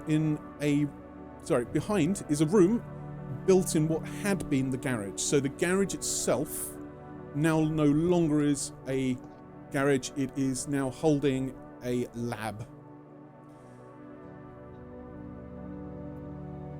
In the hidden room, Stubbs recognises an expensive biohazard lab complete with air scrubbers and an air conditioner that maintains negative air pressure. Stubbs orders everyone out and alerts the UK Health Security Agency in the MI5. St Ives Police Chief Superintendent Bob Crannell orders that no one be allowed to leave the scene. Police set up a cordon around the block. A UK Health Security Agency team led by Roberta Kane, who is the PISCES friendly, arrives from Plymouth. MI5 agents and the first of many reporters soon follow. A biohazard tent is built around the house. Everyone who has been exposed to the house and to Grieves' body is removed to Cornwall Coroner's office in Truro. The UK Health Security Agency tests them for infectious diseases. All are cleared. Elizabeth Macready and Marty Posthwaite, Grieves' next-door neighbours, are evacuated from their homes and they return later that evening. Kane examines Grieves' lab. She collects unusual samples from a small silver sample case with biohazard markings and a stamp which reads Bounce. Inside are 12 vacuum-sealed packages containing a substance that Kane designates Unknown Biological Sample 1. One package is open. Kane describes its contents as undifferentiated cellular material with human characteristics. Kane, a PISCES contact, alerts the case officer to the strange things he found in Grieves' Grieves' house. Operation Malta is now set in motion. The UK Health Security Agency orders that the samples that are collected from Grieves' lab are flown to Leeds for study. The UK Health Security Agency loads Unknown Biological Sample 1 onto UK Health Flight 191, a secure, small helicopter with a crew of 2. It departs for Leeds. Swanwick Centre Air Control in London loses contact with Flight 191 after a moment of garbled radio. There was no report of malfunction.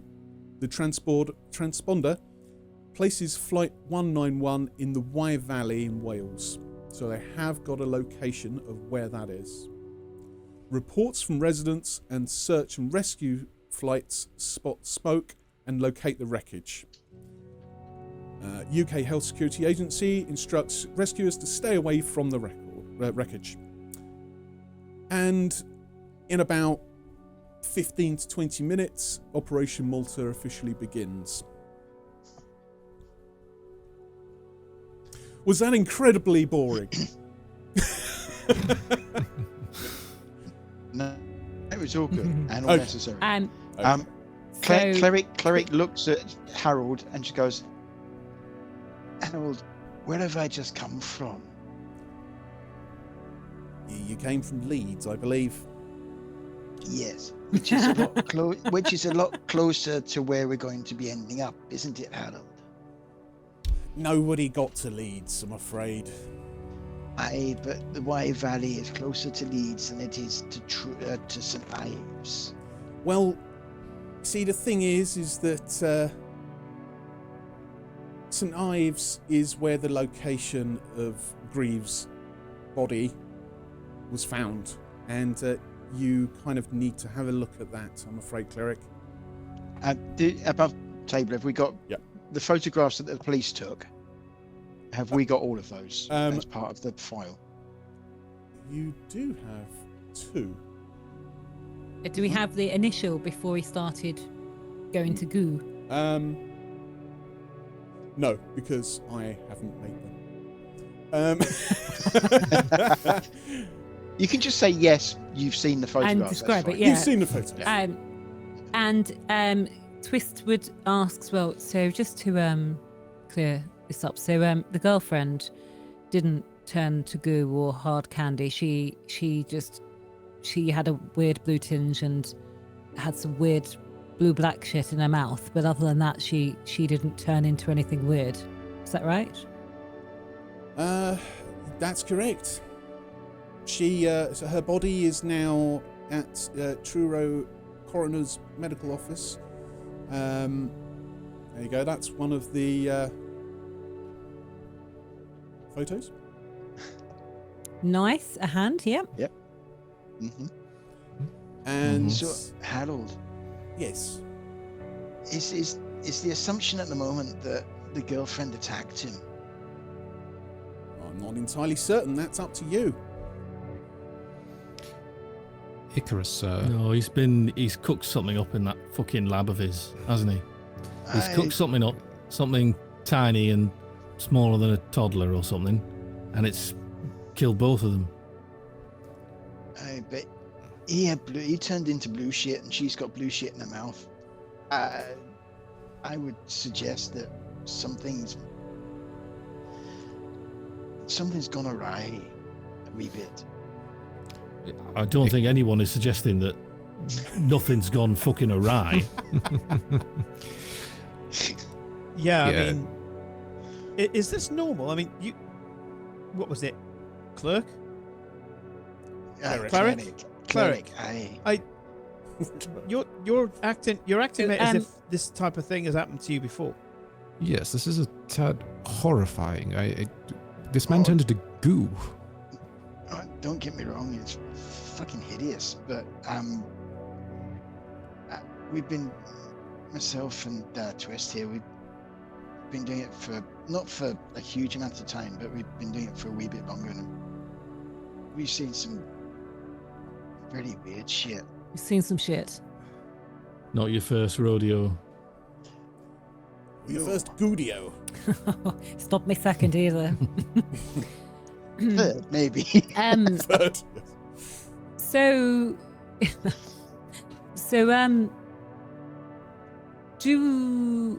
I'm wondering whether it's more important. So, if we went to go and see where the airplane went down, the helicopter,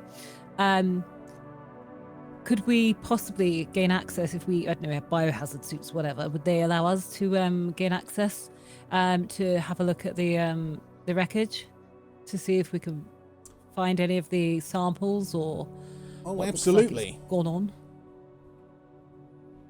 Absolutely. Yes. I know once before, Harold, you helped us get the unofficial wink wink nod nod detective IDs. Could you do similar with biohazardy, whatever that would take? You already will have that taken care of through Miss Roberta Kane. She's going to provide you with UK health security credentials. Great. Well, probably worth taking a look at where it actually happened first, right? Or I think so. Yes. It's, Yes. I mean, that is where are we nearest, or where will we be nearest to when we get to? You're due to arrive in St. Earth in roughly 5 minutes. Oh, sorry, 15 minutes. Sorry, I'm going back in time. And there is a car there for you. You can drive quite easily into St. Ives from there. It is the closest train station. So it's worth going to look at look at the remains and everything first. Then I guess if everybody's okay to do so. With that makes this, sense. Go to the house and then go and see where he's ended up. With Get our this, stuff. Harold, Rooms. he attempts to stand up and shuffle out, and he says, "Well, far be it from me to rain on everybody's parade, but I'm afraid this gentleman must leave the building. I'm late for You're a on squash train, game." Harold. The saying still stands. Would you mind handing me that holdall?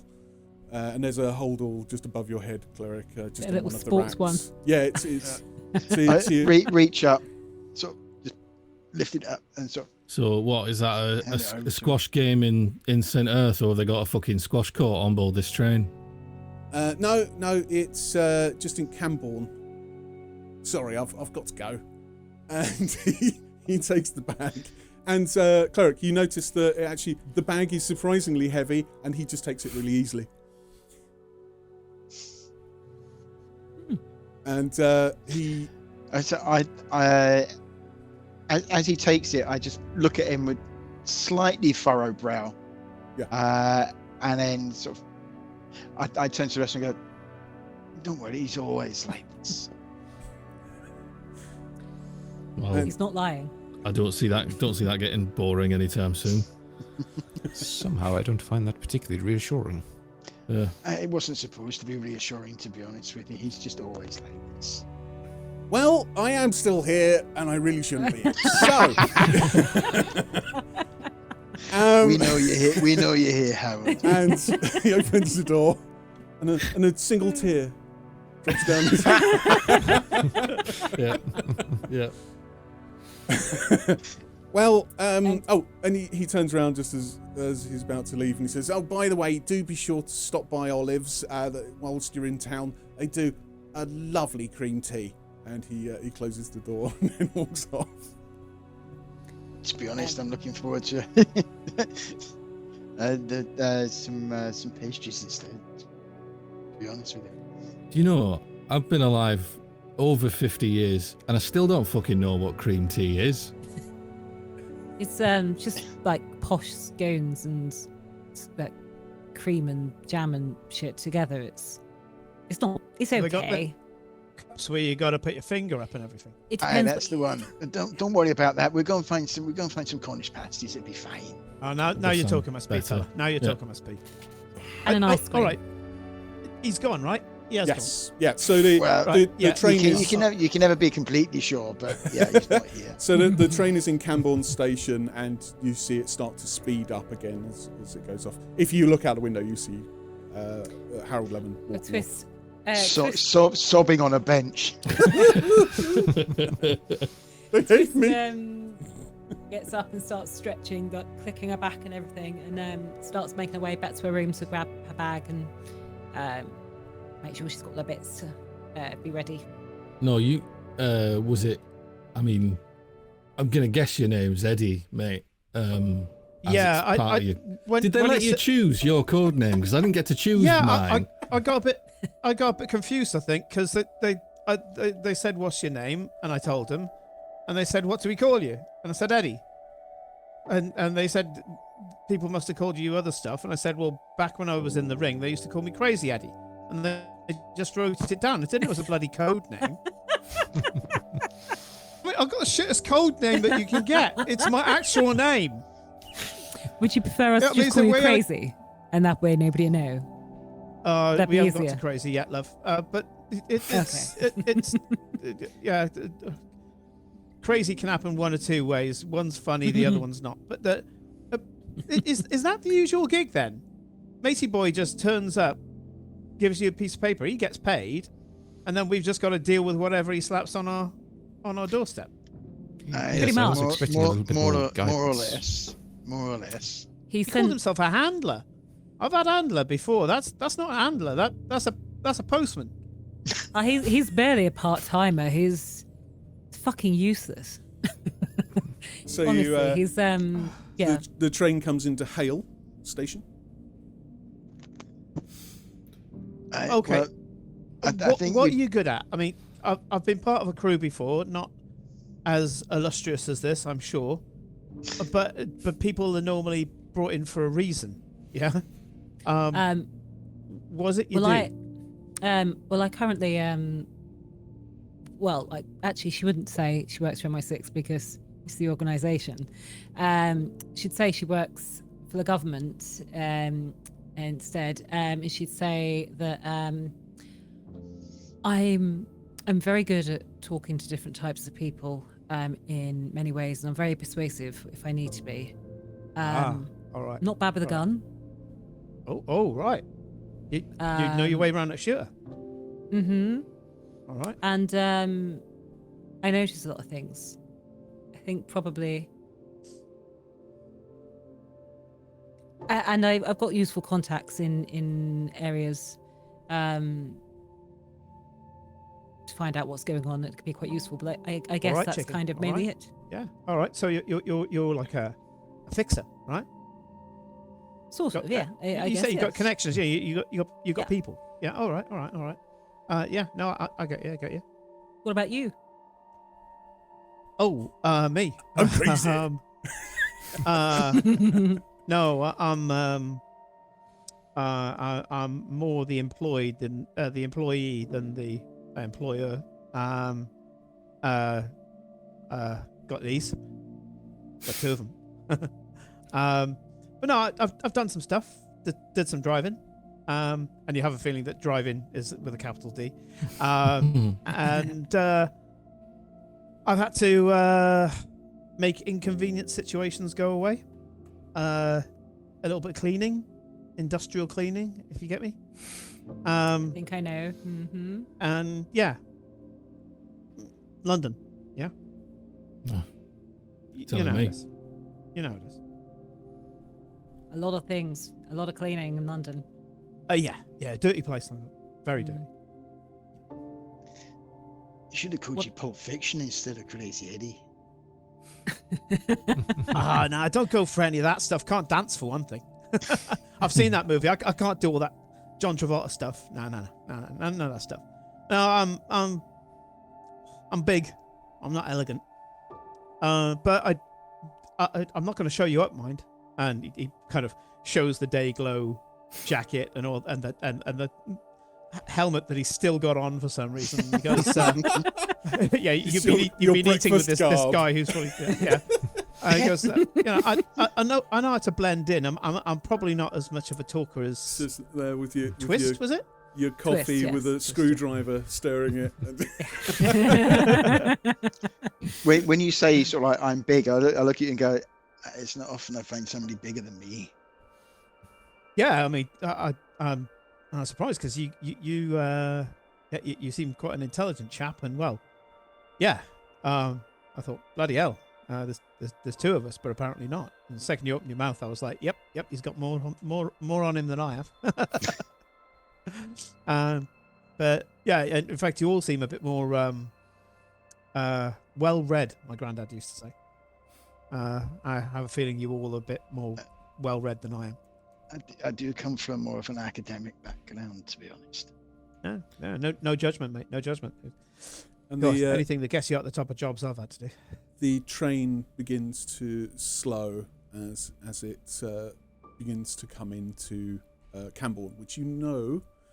I thought we just oh no, been to sorry. Camborne. Yes. Truro? We're going backwards. Yeah. Oh, St. Earth. Oh, we missed the stop. God. This is He's where he heading just back keeps to going London. He's heading Camborne back and to Truro, London. So yeah. This and we this find is out we're in the Groundhog Day. You know, yeah, exactly. This is the adventure. You're just stuck on a train now. it's always going to Camborne. No. Never arriving. No, you start to come towards St. Earth, and the announcer kind of kicks in. It's like, you can't fucking understand it because it's broken, but you know, first class, who cares? And I'm assuming you head back to your individual berths, grab your stuff quickly, and head out. Yeah, we'll have to save the rest of the introductions. Well, you got a little bit of a drive. Talk in the car. Yeah. But talker, thinker, also bruiser. Good. If we meet the other side of the by the ticket office or whatever at the station, we'll find the car. So you grab all of your stuff and you come out of the station, and it's quite a nice day. Like it's bright. It's nice and sunny. It's kind of that very clear and crisp air that you get down in Cornwall. Twist puts one of her pairs of sunglasses on. One of them. And Arthur lights a cigarette while we're looking for the car. I think there's at least cigarette. three of she us. She remembers that she's off the train, takes off a nicotine patch, and lights a cigarette instead. There's three of us like hunched outside. Everyone's smoking. Oh my Everyone. This is how we bond. This is how the group bonds. We'll just huddle together and smoke. Do you want one of these? There's fine.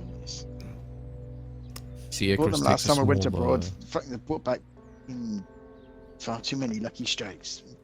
Not too bad. While they're lighting up a smoke, Icarus takes a small hip flask out of the inside of his jacket pocket, just takes a quick swig. Never too early. It's past midday somewhere. And so you're looking around for this Hyundai, and you see there's 3 Hyundais. No, there's just one. Oh no! One of them always tells the truth. One of them always lies. And the last one's a mimic. Yes. There's this kind of powder blue Hyundai down the end, which it looks like it's probably had a little bit of a rough time of it at some point. I mean, the driver's door's got a massive dent in the side. And the passenger door's a different colour. Yeah, there's a dent on one side. And can I roll signal intelligence to ascertain this car's trauma, please? Show us on the model car where the nasty man touched you. I think that's Carint. I think. Carint. Oh, I didn't put any points in that. No, okay. I'm sorry, John. What did you call him? There it is. So you check around underneath the wheel arch where Harold said that the keys would be, and lo and behold, there are some keys. And you unlock the door. You open it up, and whoever was in here last fucking smoked. So you just kind of get this As in cigarettes or weed? Oh, cigarettes. Both. As soon as you go near it, there's just this kind of headache. So God, it's like driving a cab back in the 70s. My God. Oh. I look at the other two. Open all the windows. I look at the other two smoked as well. So at least not got to worry too much about making a mess of the thing. I think Arthur's nose doesn't even wrinkle. So when you get in, you put see your stuff in the boot, and it's. So you open up the boot, and inside there's 2 cases, which are they're just like little mini flight cases that have they're plastic ones, and they're just kind of locked down, so they're waterproof as well. I flick the catches on one of them to have a look inside. Yeah, let's have a look at what Does Twist we got. recognise them from when she met Harold the first time? They're not the same ones. They're not the same ones, but They hold very similar things. So that you find that there's 2 medium handguns in each. I very quickly close it down again, and then so I look behind me to make sure that nobody's seen this. Twist's like, I've got my own. If anybody else wants these. Want some what? I haven't been putting anything in the boots. It's at this point that you realise I don't have any changes of clothes. I have a toolbox, and that is it. That's fine. Don't underestimate the power of a Ives. So, no, not much for guns, honestly. Me, I'll stick with this, and I reach into a pocket and pull a taser out. Anybody else? I'll do. To be honest, guns I know, have cleric, never it's really not really your worked. thing. Yeah, they've never really worked out that well before, have they? It's fine. Give him to the skinny one, and I'll look over at Icarus. Yeah, Icarus, if to look at him, he's basically, I think, the polar opposite of Crazy Eddie. He is about 5'8", quite slight, and he's very well dressed. He looks totally out of place. This was not what he was expecting. You're 100% on the wrong team. They mix the file around. Yeah, you should have been on the team run by somewhere else.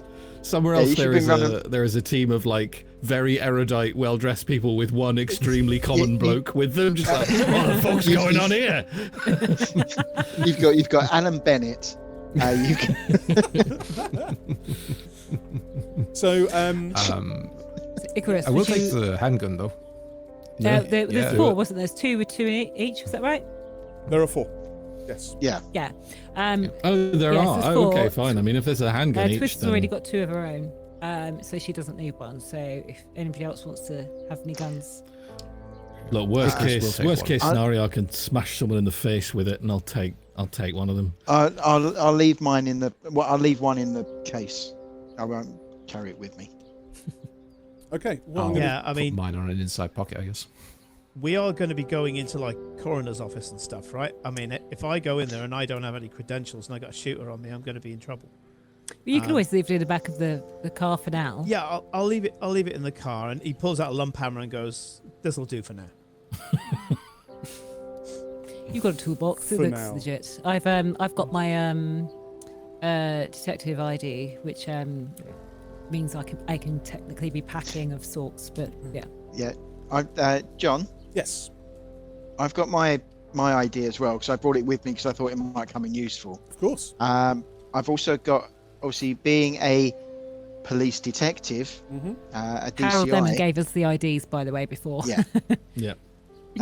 I've got a police extendable baton. Yes, that's fine. Cool. Great. If you would like to put any of that stuff into your character sheets, please do. I have chucked a medium pistol into Argus. Thank you very much. If there is much spare ammunition and it fits any of Twist's guns, Twist might take some ammunition. You've got a medium and a heavy, is that right? I have. Yeah, you'll find that there's like a box of. It's not that kind of game. You have a box of 9mm, I guess, which will fit your medium. John knows guns. I'm about as good with cars, honestly. Cars, guns, women. No. Is that why we keep getting shit cars? Yeah. Okay. So, you guys, you get into your car, you close the door, and you start the engine. I'm assuming Crazy Eddie is driving. Twist He makes that assumption. Twist goes Yeah. up the front just with there. him. Is there anywhere to plug an iPod into the radio? Yes, yeah, it's modern enough car, so yeah, that's Okay, fine. cool. Any requests? Just not some of the stuff you paid last time, if you don't mind. Oh. Fine. Nothing that was recorded after, I'm going to say, 1975. Do you happen to have a good podcast loaded on there? Well, I think that kind of beats the ruins the 1975 thing, but Have you got any Iggy Pop? You could do some. she would actually.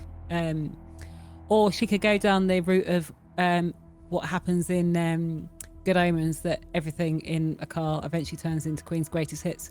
Oh yeah. Yeah, pretty much. Yeah, that'd do. Eddie would have no problem at all with that happening. So that, right? She... on the way to the coroner's office, listening to Bohemian Rhapsody, so all of them go.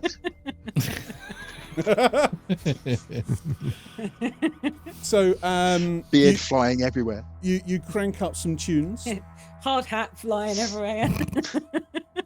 It's like a motley weird village people going on in the back. You crank up some tunes, and you drive. Unfortunately, I have not got anything set up. You're driving in silence. So Yeah, shockingly, you didn't load your playlist with Queen for Del Green. So weird that you didn't do that, John. how bizarre. How bizarre! How bizarre!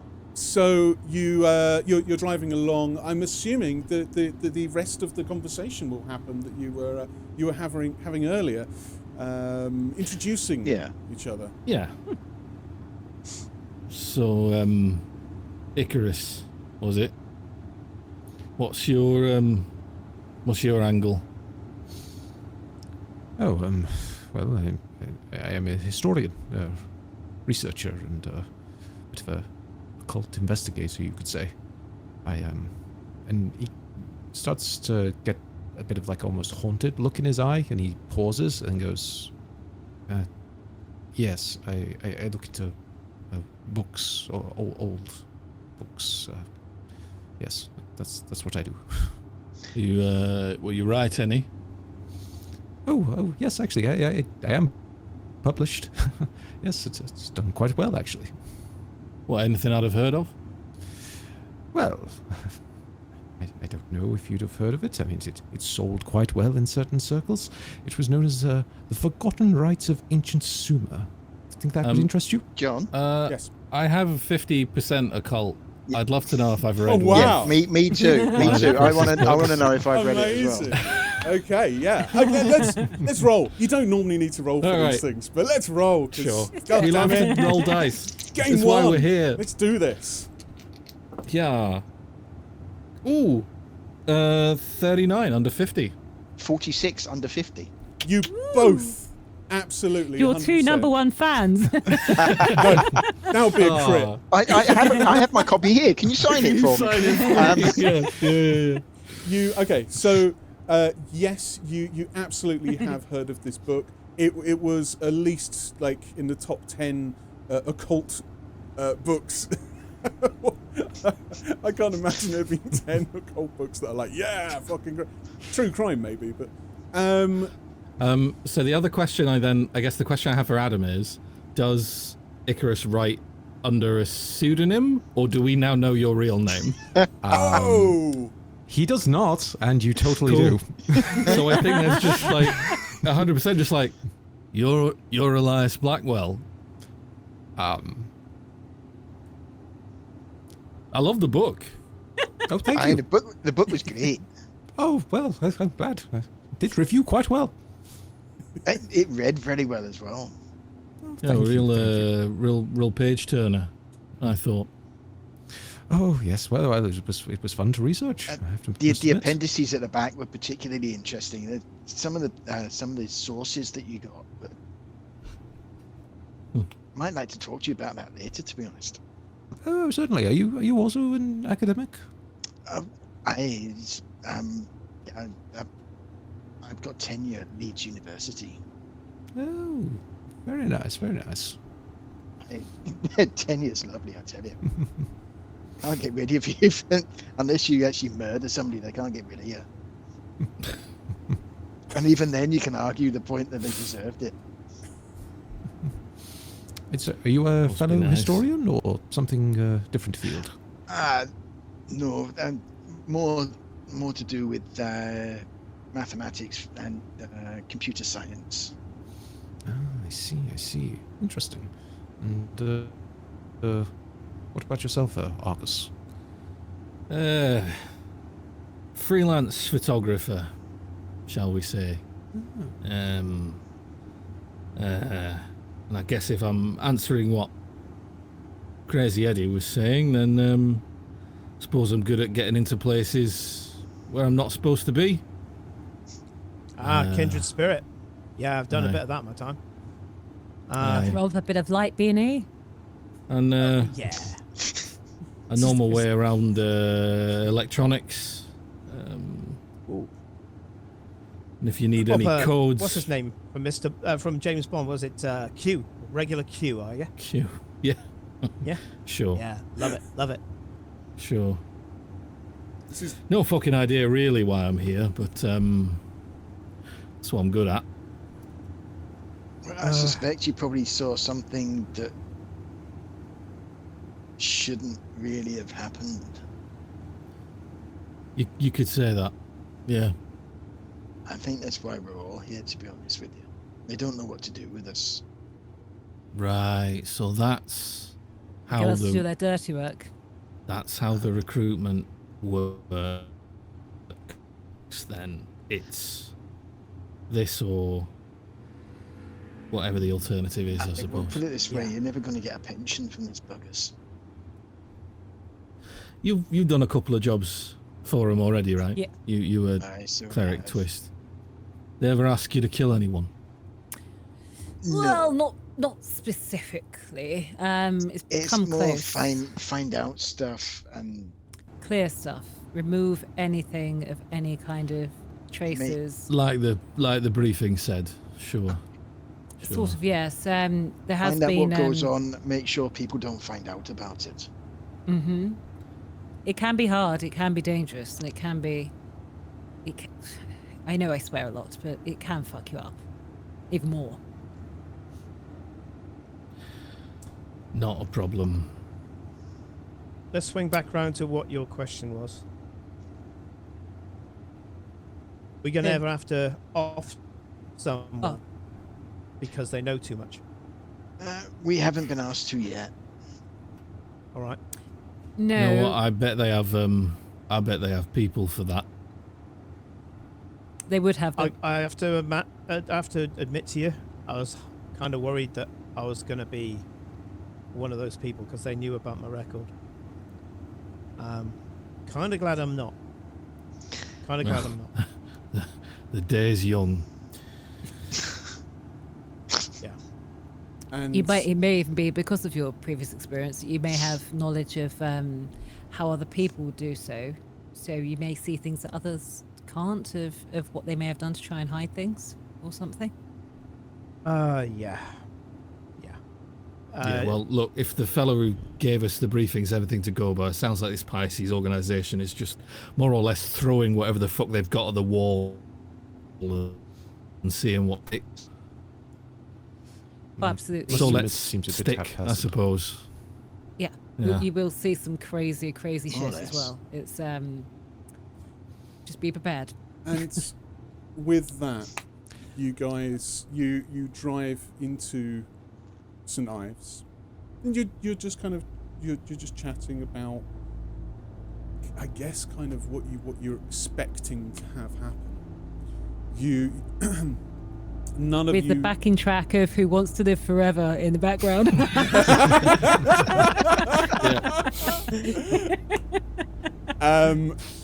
That is perfect. You find your way through the various streets of St. Ives to I believe it was Abbey Meadow. There we go. And you as you drive up, you see that there's a cordon off area, and essentially there's a few police hanging around, and it does look like some shit has gone down here recently. Just in terms of like, they do not know what's going on. Everyone's on edge. Everybody's kind of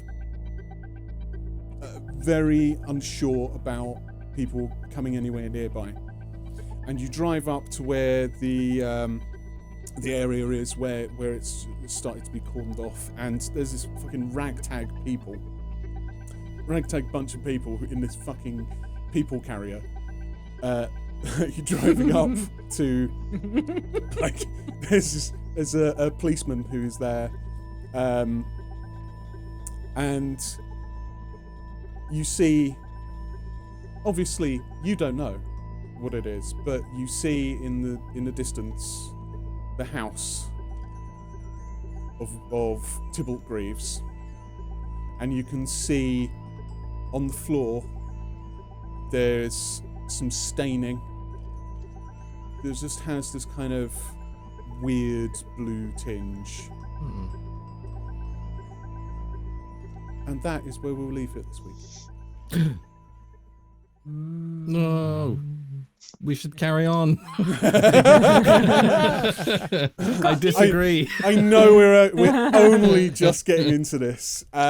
Next week, obviously, we will be going. But John, it's my birthday. I know. Happy birthday, by the way, Pip. Hey, Is it everybody. your birthday? Yeah, it's Well, Pip's birthday. in an hour. Yeah. In an hour's time. It will be.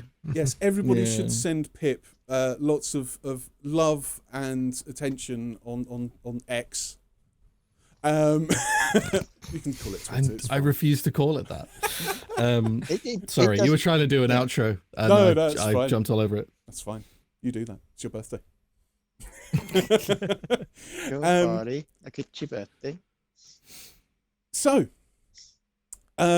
thank you for whatever happened during this 30-second ad. Oh, she get an ad, and then something stopped. Oh no! Nothing. Oh, no. If you got an ad, I'm really sorry. Yes, Okay, nothing necessarily happened. They pulled up to the house. we've got to the house. Yeah. They've got to the house. They're about to go in. They're about and do stuff in the house. Yeah. Come back next We're not week so that you Find can out what's in see the what house. happens. Yeah, exactly. Yeah. We are going to be doing this on Thursdays for the foreseeable future. Who knows? They could take forever to work this out. I don't know. So we could be here like this time next year. Hopefully not. They'll be fine. They'll be great. Look, they're a bunch of very, very capable people. We totally know what we're doing. Exactly. Absolutely not. So, obviously, thank you everybody for joining us this evening. Thank you for sticking through the technical bullshit at the beginning. It's never usually that bad, honest. It's just my bad luck for actually running a game for once. Yeah, 100%. Oh God. Okay, so what we'll do is I know that various people have failed a couple of rolls. Yes.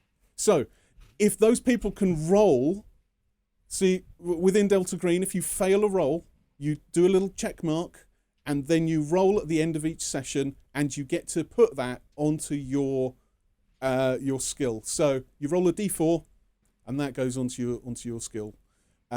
Basically, when you fail, you learn from your mistakes, and you get better. I think just my like only your one life. was human, and humint. You roll was that. the one that I failed at the beginning. I'm going to do a little bit of plugging. Okay, like I said, Thursdays, Delta Green, all of these people, lovely, lovely people. Thank you very much again for joining me. I'll go through and we'll do proper plugs in 1 second. The 18th and 25th of August, we have Solemn Veil, which is with the guys from What Am I Rolling, Lads on Tour, Darker Days Radio, Realms of Peril and Glory. Oh my God, it's you guys! It's Pip and Adam on there as well. It's literally me literally. again and Adam. So I hope that you're ready for a double I did say at the bill. beginning, I'm in too much of this, and I'm sorry. So next week, not only will you have the lovely Pip and the lovely Adam doing Delta Green on the Thursday, but also Solemn Veil on the Friday. Totally different characters. Totally different Different characters. day. Just don't mix them up. Don't mix them up. And then 2 weeks after that, I haven't got the date in front of me because I was very organised. We have another Dungeons and Dragons extravaganza, and this one has Natalia in it, hey! And a whole bunch of other people who are really lovely. And like I said, I'm super organised, and I haven't got it here. That's a two session one, isn't it? I think. Oh, yes, it is indeed. Indeed, it is. Yes. Anyway, look, you can see on the adverts that we do. Anyway, I do too much. Okay. You do too much. I do John. too much. Right. How did you do, Pip? What did you get?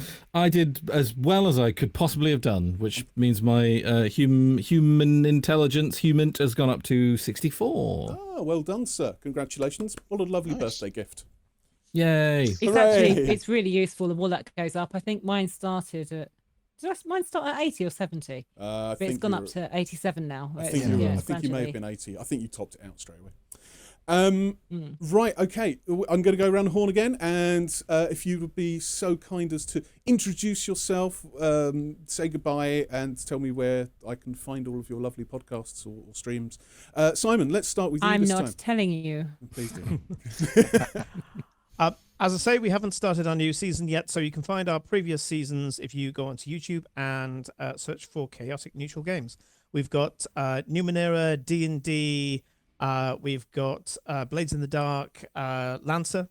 Big shout out to Lancer. We'll be returning with Lancer this year. I'm playing Lancer. And much more. So take a look. There's tons of things on there with a variety of DMs. Nice. Sounds very good. People should go and watch that. Adam. Yes, I'm the DM over at Gunpowder, Treason, No Plot, a world of dark horror, madness, Lovecraftian insanity, and all those good things. So if you enjoy that sort of stuff and you like it in a D&D setting, please go check it out. I mean, you're here, so you probably will like it. Yeah. Natalia. Crossover appeal. Hello. I'm Natalia. I'm from Trolls of the Two-Ton Bridges. We're on most social medias as TOTTB, and we are currently playing through Tomb of Annihilation. You can go check us out. And yeah, here, playing Delta Green. And I promise I will upload new episodes soon. Nick!